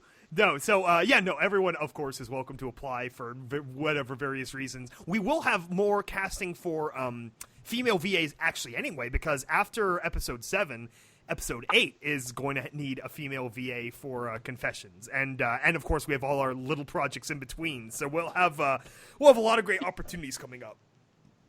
I'll do it. Of course. I don't know what I volunteered for. I volunteer as tribute. And as always, we are always looking for new artists to join us. Yes, exactly. Especially, we could use a few more that can do show-style vectoring, because that's something I've had to take over in Confessions that, like, I don't want to have to run it forever, because it's like, it could be so much better if it wasn't reliant on me.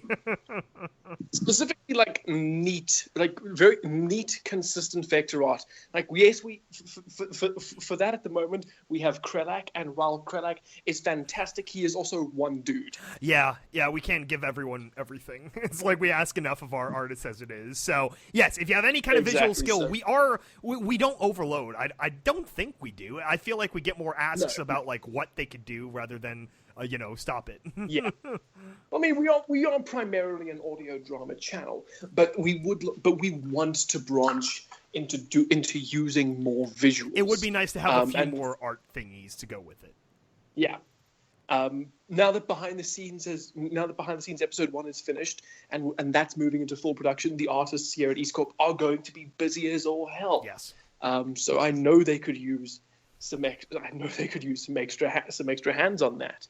And also, again, we want to emphasize, because we are getting close to Valentine's Day, that we love you. And we're going to show that love in the form of our Valentine's Day special. It's going to be so loving and warm and happy. I love it. When I heard it, I was like, yes, I dig it. I mean, I'm assuming because every single person in currently recording the podcast is absurdly single, that will all be free to do a Valentine's Day podcast. I'll be here. I'm not going anywhere. I determined nope, after. I won't. I will be at work. It will have to be after work. I get off at 5. Well, Valentine's Day proper is, I think, in the middle of the week, right? I just mean like the weekend before. Oh yeah, I have no idea. Yeah. We can do the weekend before. We can just get onto the and then we'll release it for Valentine's Day, so all the other we could have a one big audio drama orgy on Valentine's Day, and we can have sensual discussion over the podcast. What's everyone's favorite chocolate? What was your favorite date? Because we have had dates in the past. Like we're not desperate. A live stream Valentine's Q&A thing. I would like that. We could have. We already kind of touched on dirty talk earlier. We could have some fun with that. I could tell some stories of my own life. So yeah, Needle needs to tell that full story. And we need to get Oakart in here, because I'm still not sure how British people breed. It's like, do they politely go up to each other and be like, "Oh, would you like a spot of tea?" and then like one of them becomes pregnant. I don't understand. We need her and Kelly to role play, and that would be fantastic. No, see, I think Kelly has already explained it to us because he's already given us enough explanation. Because every time we do a meeting or have to record a podcast, the thing he says before that is, "Hang on, I just need to go wash the dishes quickly." So I think it's that. I think that's what British people do to have sex. You know, where I get that joke from was that I think it was in Now for Something Completely Different, the Monty Python sketch where it's the Protestant couple and they have 2 children. So it's like, it's something about like, the Pope limits like condoms, and it's like, well, how many times have we had relations? It's like twice. We have 2 children, don't we? It's like, yes we do. It's like, even though that was a religious commentary, I just picture all British people being like that now. Yeah. So yeah, we'll have a fun time next time, and we'll reflect on our Valentine's Day special. I have plenty of stories of either weird shit I've done that I've done in the middle of sex, that my friends have done, or that has happened to me. So we've got plenty of weird ass Valentine stories. I have some. So wait, what story do I need to tell? Any stories you want to tell? The full story about the sleeping thing, because you just said you've fallen asleep during, and There was one time, we're not talking about that one. Oh, come on. Boo. No, I actually didn't mean that dirty either. I just meant fun times. Like, actually, I have some sweet stories I could tell about times in high school that we this one Valentine's Day I was sick, and so like my girlfriend at the time, she came over and had a like chicken soup and the balloon and all that. It was very sweet. So You want me to real talk right now? Oh, okay. I have never had a guy do something nice for me on Valentine's Day, with the exception of my dad, who accidentally bought me weeds. And I don't mean like the stuff you smoke, I mean like an invasive plant. Nice. That's Should I save that story? I'll save that story. You save that story. I'll save that story. All right. We will. I think that's enough. That's more than enough podcast. I have to start Hey, cutting this up and rendering it. Which I actually need to start getting ready for work, so. I need to go to bed. It's now 12:20 a.m. Nice. And my judgment is clearly getting impaired, so I'm going to go to sleep. Yeah, hopefully we'll have podcast art for all this stuff soon too. Well, we won't have podcast art for this one. Probably It'll not. be the next. So we'll have for the Valentine's. The Valentine's podcast will be the premiere of our podcast art. Yay! Okay, so yeah, have a good time, every pony, and we'll talk to you later. Bye. Goodbye.